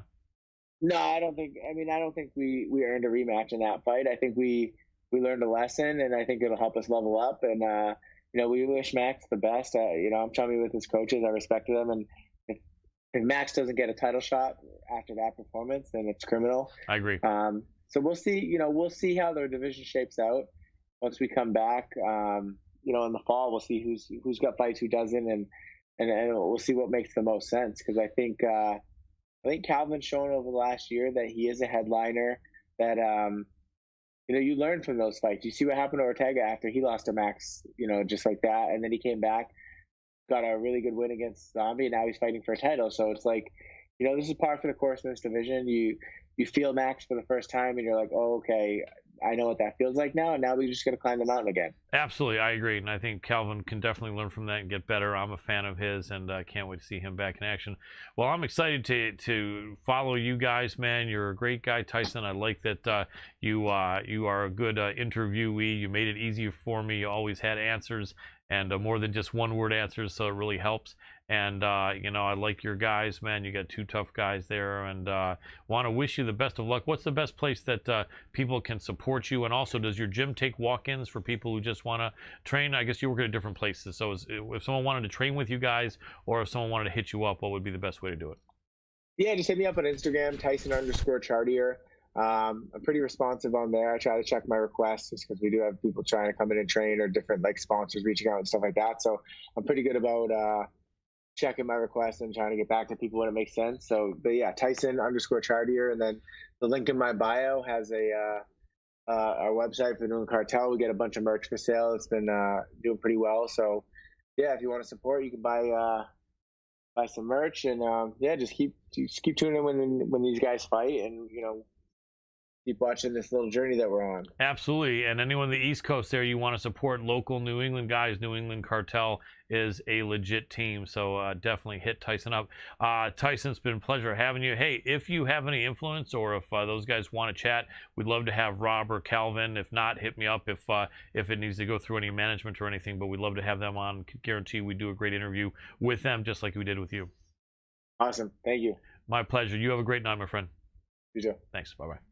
And that was Tyson Chartier, the head coach of the New England Cartel. Good to talk to him. Seems like a good coach who knows his stuff, doesn't he, Adam? Yeah, sounds like an excellent coach.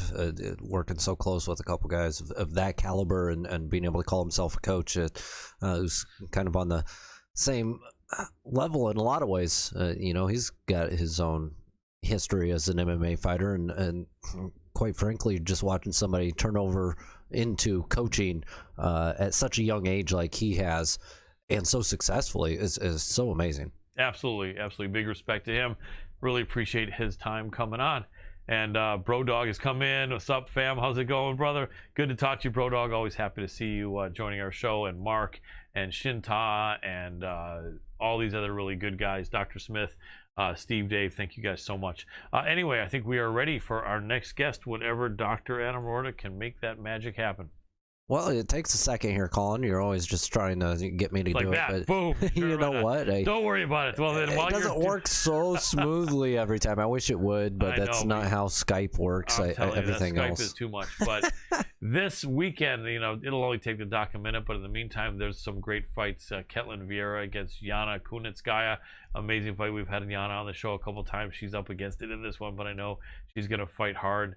Eddie Wineland on the card, Julian Erosa against Nate Landwehr, Shanna Dobson coming off that big win and upset, going up against Casey O'Neill, Jamal Emmers against Chaz Skelly, Phil Hawes, Nazardine Imavov, Andrei Arlovsky, and Tom Aspinall. I overlooked that Arlovsky, the Pitbull, is on this card, and he is an underdog.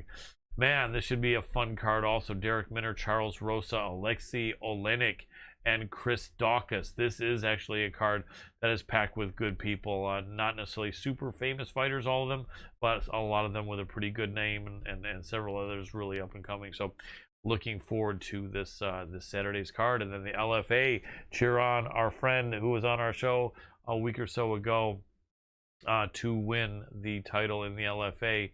And can't wait to see him win. And our friend again, Dr. Adam Roorda, if you go up so I can remind myself so many names going. Here we go. There is our friend right there, Victor Altamirano. And a win here could also get him in the UFC very soon. It seems like a lot of LFA champions are being plucked right up by the UFC as soon as they win. So love to see that, and you know, cheering for Victor Altamirano. So for our last guest, when did we last have her on? I think it's been about 3-4 months.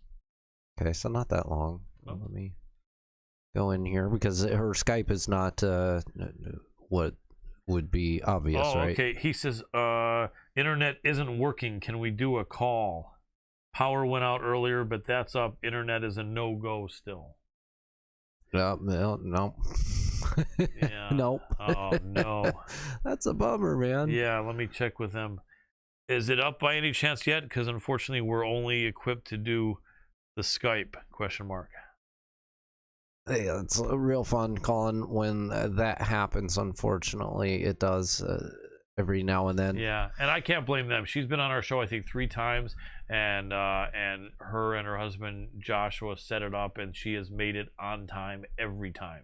So nothing but respect for Michelle Waterson. I have heard in some places like Texas and New Mexico that the power has been going out, and that is a drag. I think UFC MMA legend, our friend Dr. Guy Mesker, had his power go out.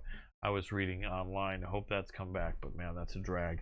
Anyway, Josh is getting back to me here, and let's see if it's back up by any chance. I just said, is there back up? Because I think he wrote us like 7 or 8 minutes ago. If it isn't, then we can reach out to one of our staff members possibly, or should we just do a you and me breakdown? Just you and me break her down. That'll be cool. Let's see. Josh is trying to write something. Anyway, while we're waiting for that, LFA, February 19th, that is Friday. I think it's the main event. I think Victor and Nate are the main event for that flyweight title. And Victor Altamirano, a slight favorite. And I think that's for the vacant title. I don't believe Nate Smith has it. And then it's going to be UFC. Okay, he says, no, we could do fine if it's through the phone, but power's out again. They're in the dark. Oh, no. Yeah, so I want to just reschedule her for the following week. Let me do that. Understood, brother. No problem at all. I'll get back to you after the show and let you know. Violent Bob Ross is online. What time next week would be good? Period. Give us a second. I know, right? It'd be great. We just setting up for next week, and then we'll do some breakdowns here for this week's card coming up. Okay. All right. So we will have. It should be good for us to get Michelle next week, but I'm not looking at the schedule, so I don't know which slot is open. I know it's only one of them, and we'll get back to them. But we're gonna have a killer show for next week. Okay. Let's take a look here. Starting, and it's weird how they have this because the main event is the second fight. It's not the first fight. Yeah, it's so weird here. But anyway, Danny Chavez against Jared Flash Gordon. Tough, interesting fight. With Danny Chavez a slight favorite. Man, I that's such a tough fight. I honestly don't know enough about either guy to call it. That's probably going to be a super competitive fight, and I'm on the fence on that one. Just not enough info. How about you? Yeah, you know what? I'm going to go with the dog on this one. Flash Gordon. Yep. Cool. Flash Gordon. I'm excited to watch this one. Cool. And then we want to start in the main, or you want to just scroll down so that we start not. Well, I mean, there's not really tons that are. There really isn't. That's what. I mean, we've start here. Well, actually, how about? How about that one? Okay. Oh, well, one lower. Everyone knows those guys. Yeah. All right. That's just we were talking about briefly in this last interview. The violent Bob Ross against Drakkar Klose. Drakkar Klose, a slight favorite. Both of them coming off of losses. I know the Drakkar Klose loss was really tough. I think it was. Matt Frivola. No, it wasn't. It was Beneil, our guy Beneil. Beneil, and it wasn't close because Beneil knocked him out cold. I think pretty close. Now that was almost a full year ago. And he's coming back here against Luis Pena. Now, the Pena fight was the one I was saying was really close. And that was, he lost to 2 of our guests, Kama Worthy and Matt Frivola. The split decision against Matt was really close. I know Pena felt he won, but he definitely did get subbed by our guy, Kama Worthy. So they're both coming off of losses. Really tough, man. I don't know who to call in that one. I think I'm going to say Luis Pena, the violent Bob Ross. I'm going to go with violent Bob Ross. We've got to go with the karmic reality of MMA Power Hour when you make it to one of our shows. So we'll go with... well, neither of them has been on our show. Well, yeah, that's true. But we would love to have either guy.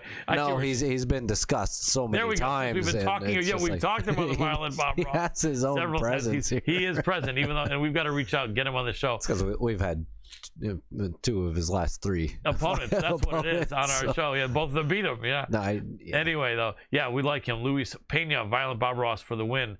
Andre the Pitbull Arlovsky against Tom Aspinall. Aspinall is the Brit, isn't he? Click on him real quick. Would you see a little bit more about Aspinall? So Aspinall, 27 years old. That's got to be what? 12 years younger than Arlovsky, I would say. He's 9-2. He's from England. He's on a 5-fight win streak. Who has he beaten, though? Only 2 of them in the UFC.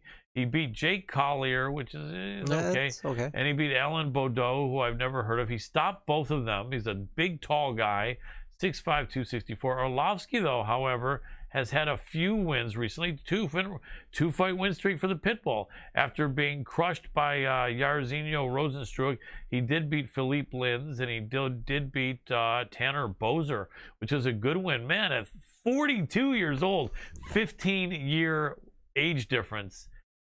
I don't know how much longer the Pitbull can keep going, but I'm going to cheer for him. I'm the old guy. I'm not going just for age on this one, but the experience is yeah, man. You're talking massive experience difference. The former UFC champion. He's the only guy that's fighting in the UFC that can say I was the UFC champ. When they ask when, he has to say 20 years ago, or like it's 18 or 20 years ago, you know. But anyway, yeah, I got to go for the Pitbull. That's going to be a tough fight, though. This would be a big victory for. I'm actually taking that one. That's going to be on one of my parlays that I set up here. I think that one. You got Arlovsky, the dog, right? He is the dog on that one. Aspinall, though, this would be a big victory. If Aspinall could win this, that would be a big name to have on his ledger. But I think that he won't, although it's going to be tough. I don't know. I don't know how much one would want to bet on that. Possibly not a lot. Okay. I just don't know if enough people know those guys. I think it's going to be interesting with the next one. No, let's go to the heavyweights. Alexei Oleinik, the Ezekiel master, the man with the Ezekiel choke. Where is it? Here we go. And he can do it from any position. And there it is, yeah. And he's going up against Chris Daukaus. Oleinik has got to be, what, 44 years old or something? Let's take a look. 43 years old. He's 6'2", 235. He has not been winning as of late, I believe. Let's take a look. Actually, you know what? He actually was on a 2-fight win streak, armbarring Maurice Green, and then just getting a victory in a split against Verdum, and then Derek Lewis knocked the crap out of him. But before that, Walt Harris knocked the crap out of him, and before that, Alistair Overeem knocked the crap out of him. He's had some good wins, though. He's got like 15 fights in the UFC, but it's starting to look like it's kind of coming around the corner as far as into the twilight of his career, and he's 6'2", 235. Let's take a look at Chris Daukaus. Daukaus, I think, has a brother fighting also in this organization. I forget his name, but Chris Daukaus, a lot younger. Let's go up and see the age on Chris. He's in his 20s, I think. 31. All right, so he's 11 years younger, 6'2", 262, physically similar size. Coming off of a 3-fight win streak, 2 in the UFC, stopping Parker Porter, who is supposed to be a pretty tough dude, and he is, I think, and stopping Rodrigo Nascimento Ferreira. So this looks like a big, tough guy. He doesn't look like a super body guy with a little bit of that heavyweight midsection going, but young, tough dude with some experience. I gotta think that the Ezekiel Master's in trouble here unless he can get it to the ground and slap on one of his Ezekiel chokes, which could happen. Otherwise, I think we're gonna go for the favorite, 2-1 favorite, almost Chris Daukaus. What do you think? I don't know. This one, you're talking about 49 wins as a professional fighter, still kind of hanging in there. I'm going to go with the dog on this one, too. Yeah, you're going to go with the Ezekiel Master? Nice. Yep, I sure am. You think he'll win by Ezekiel choke? I don't know about Ezekiel choke. I'm not going to... Yeah. I don't know. Take a look at his record and see how many wins. See how many of his wins were by Ezekiel wins. choke. Oh yeah, I mean, look at how many of his last wins and see how many say Ezekiel choke. You know what? It's been a while. No, you know what though? There it is. There's 2. I think there were a couple of them that were looked on there even more. Some of the later ones were, and I think they just didn't call it that. I'm pretty sure. But yeah, it's like that. Like, what does he have? 10 wins by 12 wins by Ezekiel choke? 10, 11, and the average 12, MMA 13, fighter has 14. 0 wins by Ezekiel choke. Looks like 15 actually. Yeah, it's unusual to do without the gi. With the gi, it's better. You can pull your sleeve up, but without the gi, you can't get it, and it catches people by surprise. So that is something that about 1/5 of his fights have been won via Ezekiel choke, and saying 1/5 is not a small number. Absolutely. He's had what 40 fights, I think, or 50 or 40. No, 70. 74 fights. Yeah. Wow. Yep. He's won a fifth of them by Ezekiel choke. Anyway. 75 fights. Yeah, that's this is insane. a 76 This is a 70 pro fight. Crazy. And you know what? If he wins this, it's win number 60. How many fighters win? Fighters don't even win 50. Most fighters don't win 40 fights. Even 30, most fighters retire before. Don't even fight 40 fights. That's insane. He is a double tough dude. I guess when he gets in there, it's not really any stress for him because he's done it 75 times. But God bless him. Anyway, Charles Rosa and Derek Minner. Rosa guy is a tough jiu-jitsu guy.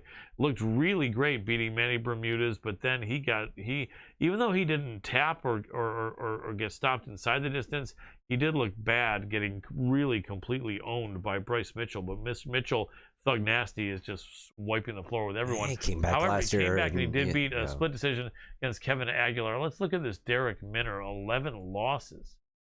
Wow.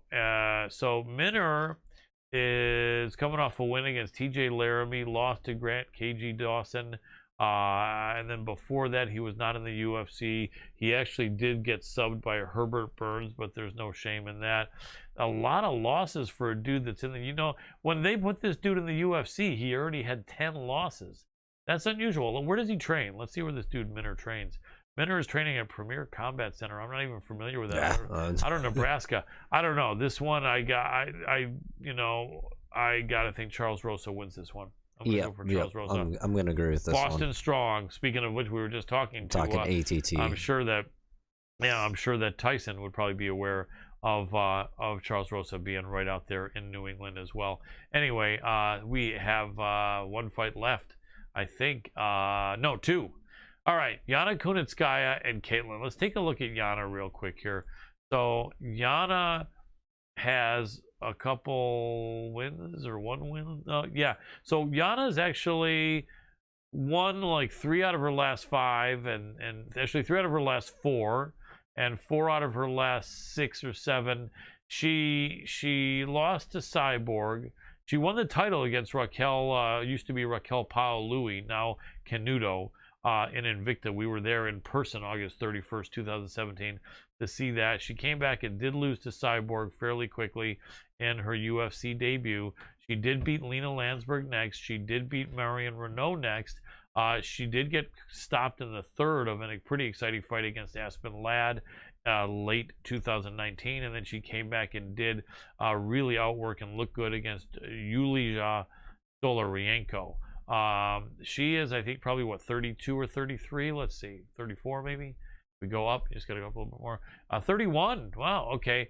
And then Ketlin Vieira. Ketlin Vieira is a beast. 29 years old, slightly younger. The height is right about the same. Vieira, look at that record, just all green except for the loss where she got caught by Irene Aldana. Against Sijara Eubanks, a lot of people were thinking she was just going to take it to the much smaller Sijara Eubanks. But Sijara is tough, as we know. We've had her on our show a few times. And Ketlin actually did struggle with Sijara Eubanks in a tough fight. Man, I'd love to see Yana win this fight. My heart says Yana. I just don't see how she pulls it off. I think she's about 3-1 underdog here.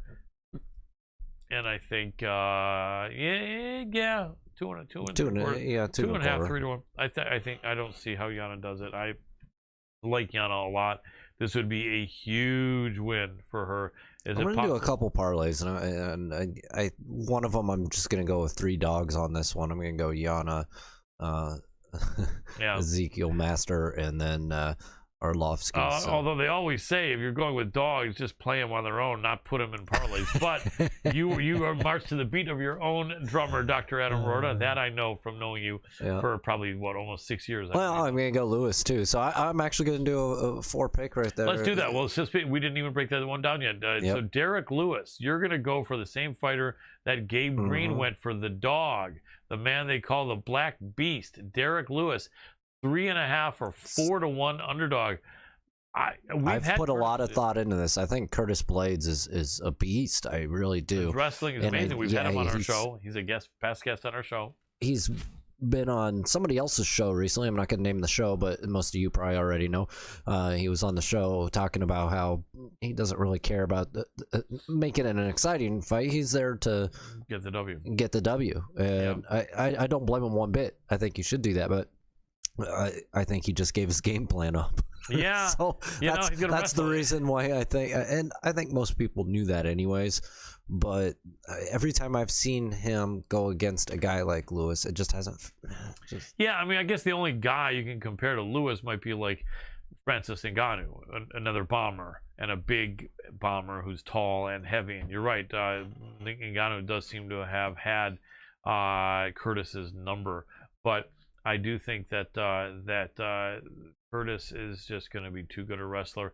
Our bro dog likes our picks. I'm not sure which one of us bro dogs we're picking against each other. I'm the one on a tear here with the wild. I like it. The long underdogs here if it's a doc, but either way, we appreciate it, bro dog. Bro dog, underdog. Let's go with that. The dogs, yeah, I like it. He's like the dogs. So it's gonna be interesting. I mean, I think Gabe also mentioned it's a 5-round fight. It's a 25-minute fight, and so if Curtis doesn't get like a mount on him and rain down punches and smash him, if he's in Derek's guard or half guard or whatever, and he's trying to get punches and he's not getting a lot of leverage, and Derek is holding him, on the ground, then it's going to be a good question, because then the fight will constantly restart round after round after round on the feet, which then gives Derek another chance to smash Curtis. And so it's interesting to see. Let's see that bro dog like the underdogs. Shinta says Shinta feels a lot of these matches are not going to go to decision. I think you're right, Shinta. I think this is going to be an action-packed one way or another. So too. We're going to see a lot of stoppages here. And I think they set the card up because of the potential of this being a riding game by Blades in.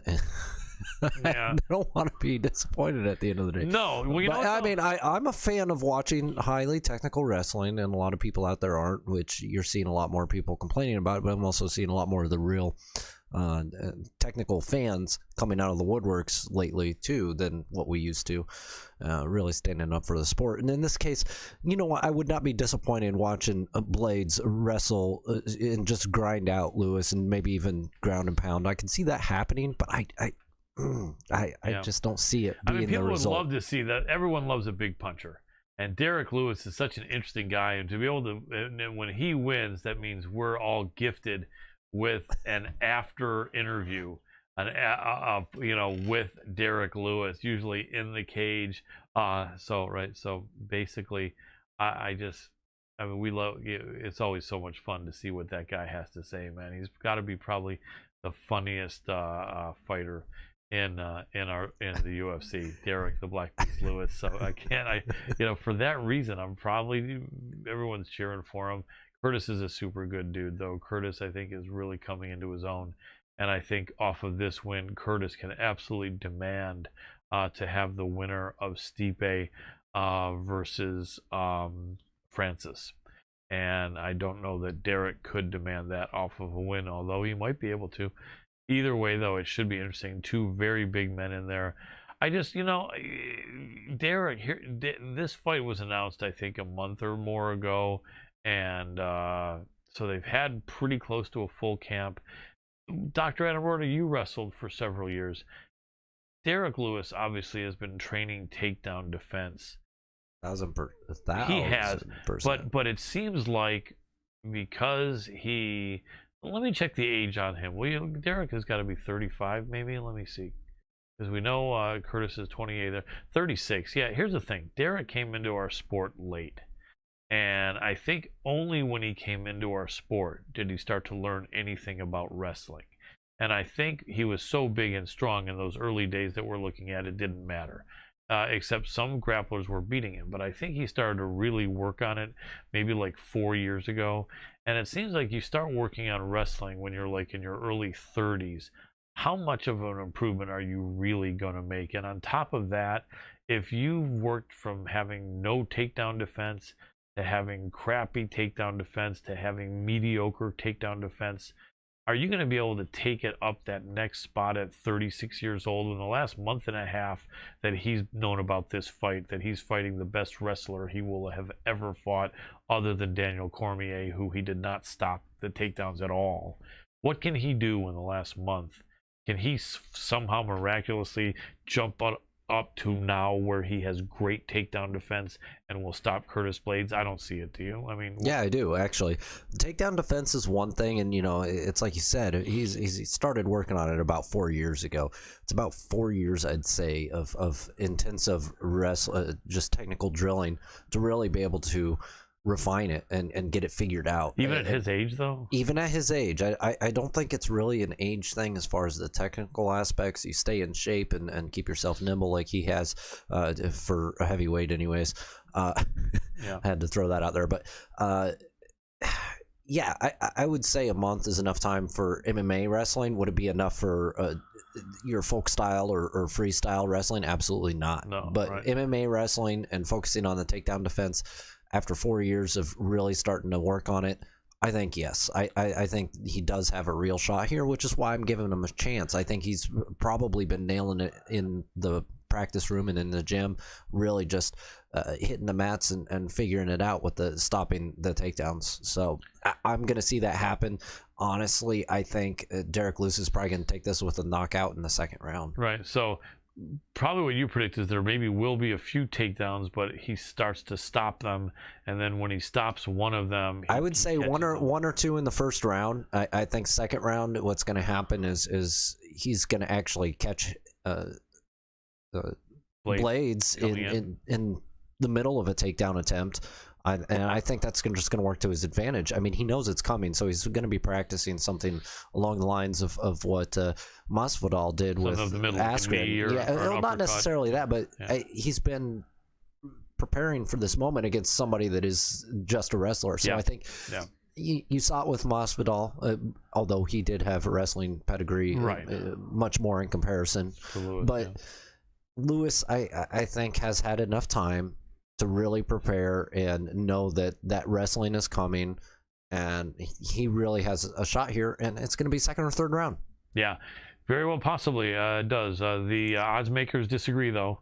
And I know they do. That's why I actually got to put a little money on the black. I'll do them separately and do all these dogs as a parlay. Wow, this is a dog week, I think. But I'm also going to bring matchups. You can see a lot of close matchups. Yeah. So some not though. Some not. We'll see if this is dog week. I mean, we've got Garrett Kerman, who always says dogs are too good to be true too many weeks in a row, and we've had a lot of dogs coming out and winning this year, so we have a high probability of me being absolutely wrong, but I'm going to put some money down. Yeah, absolutely. And there's other fights in the card that we just can't give you too much information. The veteran Eddie Wineland's in there. He got starched by Sugar Sean O'Malley, and he's, for his weight, which is bantamweight, he's getting a little older.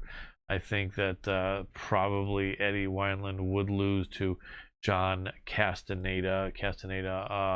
29 years old, much younger fighter, losing to Nathaniel Wood, but Nathaniel Wood is a beast. And I just think this is going to be a tough ask for Wineland. Nate Landwehr and Julian Erosa should be a really good fight. Nate is, I mean, listen, that fight against Darren just has me excited. Yeah. I think Landwehr has quite the future for him. He does. He's just a beast. He did get caught by Herbert Burns, but there's no shame in that. Otherwise, he's on a killer win streak. Julian Erosa, though, Juicy J, coming off the Ultimate Fighter, having had 3 losses in a row that knocked him out of the UFC. He lost to Devontae Smith and 2 other guys, and then he fought one fight. Yeah, he lost to Devontae Smith, Grant Dawson, and Julio Arce. Went out of the UFC, won 1 fight. They brought him back. And then it was against Sean Woodson, and he caught him with a Bravo choke as like a 5-1 underdog. So this is going to be the question here: Can lightning strike twice for Julian Erosa? The odds, I think, are calling it pretty close, aren't they? Erosa is barely a dog. Actually, you know what? Pretty much even, actually. Pretty it depends on which books we're looking at. Most of them are pretty even. Minus 110. You know, it's so weird. You got a minus 120. So He's actually look at there's someone can actually arb this bet here if you want to. You can get, no, that's a minus. Sorry, no, I thought it was a plus. But he's actually the favorite, 120 minus 120 to 105 on one sports book, and then another sports book he's the dog, where the other guy's minus 119 and he's minus 101. This is really weird. Now, if there were pluses that you could get on both ends, you can arb it and make some money with no risk. Although I don't know how that can be done with a small minus. I don't think so. But anyway, weird odds. Some of the books are not in harmony with each other there. Other fights, I guess. I'm 100% going to Landwehr on this one. Yeah. Frankly, I just don't see how Julian Erosa is going to pull it off. Probably not, although it should be an exciting close fight. And then the guest on our show a month ago, Jared Vandera, he says different members of his family pronounce it differently, but he has got a good fight here. I think this fight was delayed, or he had a different fight that was canceled. But Vandera, I think this is going to be his UFC debut, I believe, over there. Let's take a look. Wasn't it shortly after we had him on? Correct, yeah. He was supposed to fight. I think this fight was supposed to happen like about a month and a half ago or so, and it was pushed off. But wow, this is a good fight. Jared's a tough dude, and he's fighting over there out of Team Quest, Dan Henderson's school. Big kid, strong, and man, though, Spivak is a beast. Spivak's been killing it in the UFC for a couple years. Killing it. He did lose to a couple guys, but is a big, strong kid coming off a win. This is going to be... I mean, he lost to Walt Harris. He did. There's no shame in that, though. He beat Tuivasa, then he lost to Tybura, then he beat Felipe. So you know what? I think Jared can do it. I'm going to go for Jared here. He's a 2-1 underdog, so I'm going to jump in on the dog, cheer for our guest on our show a month and a half or two ago, Jared the Mountain Vandera. Absolutely. Well, everybody, thank you so much for all the interaction. We love you guys jumping in here, even when we get the trolls. It's always appreciated. I am a little bit of an MMA nerd, looking a nerd, and Colin is as well. And we love the trolling a little bit, but we also love the great insights that all of you bring along. Make sure to head on over to Fight TV. Give us a follow.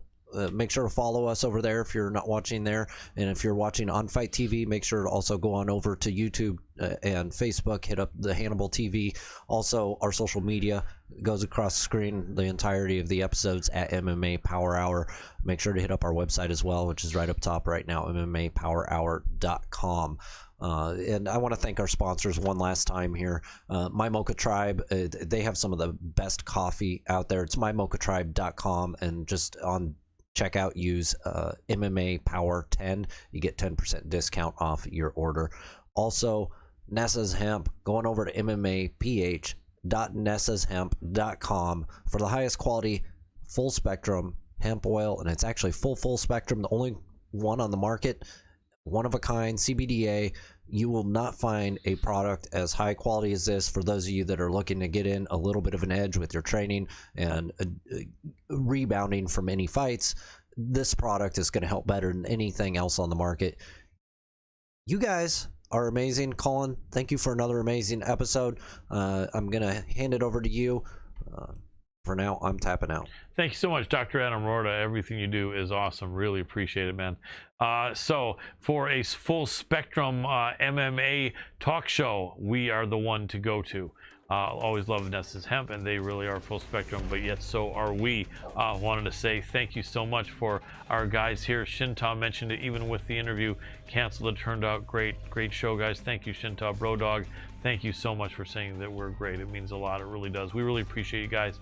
Tell a friend, show up here, interact. It really helps us, and we're really grateful for that. So, ladies and gentlemen, next week, we don't have a nail down the spot yet, but we should have Michelle Waterson.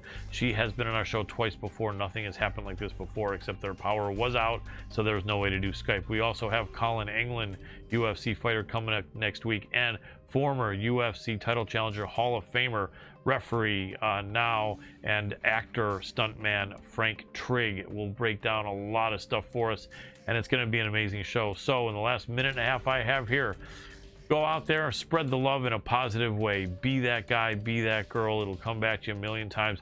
don't just thank the closest people to you. Let people that you used to work with, if you're working from home, know that you're thinking of them, that you got their back. Someone at the store, your postman, delivery person, let people know that you love them and you appreciate them. It really could mean more than you imagine. Take good care of yourself also. You deserve it. A lot of people don't see that. Take good care of your pets too. They need a warm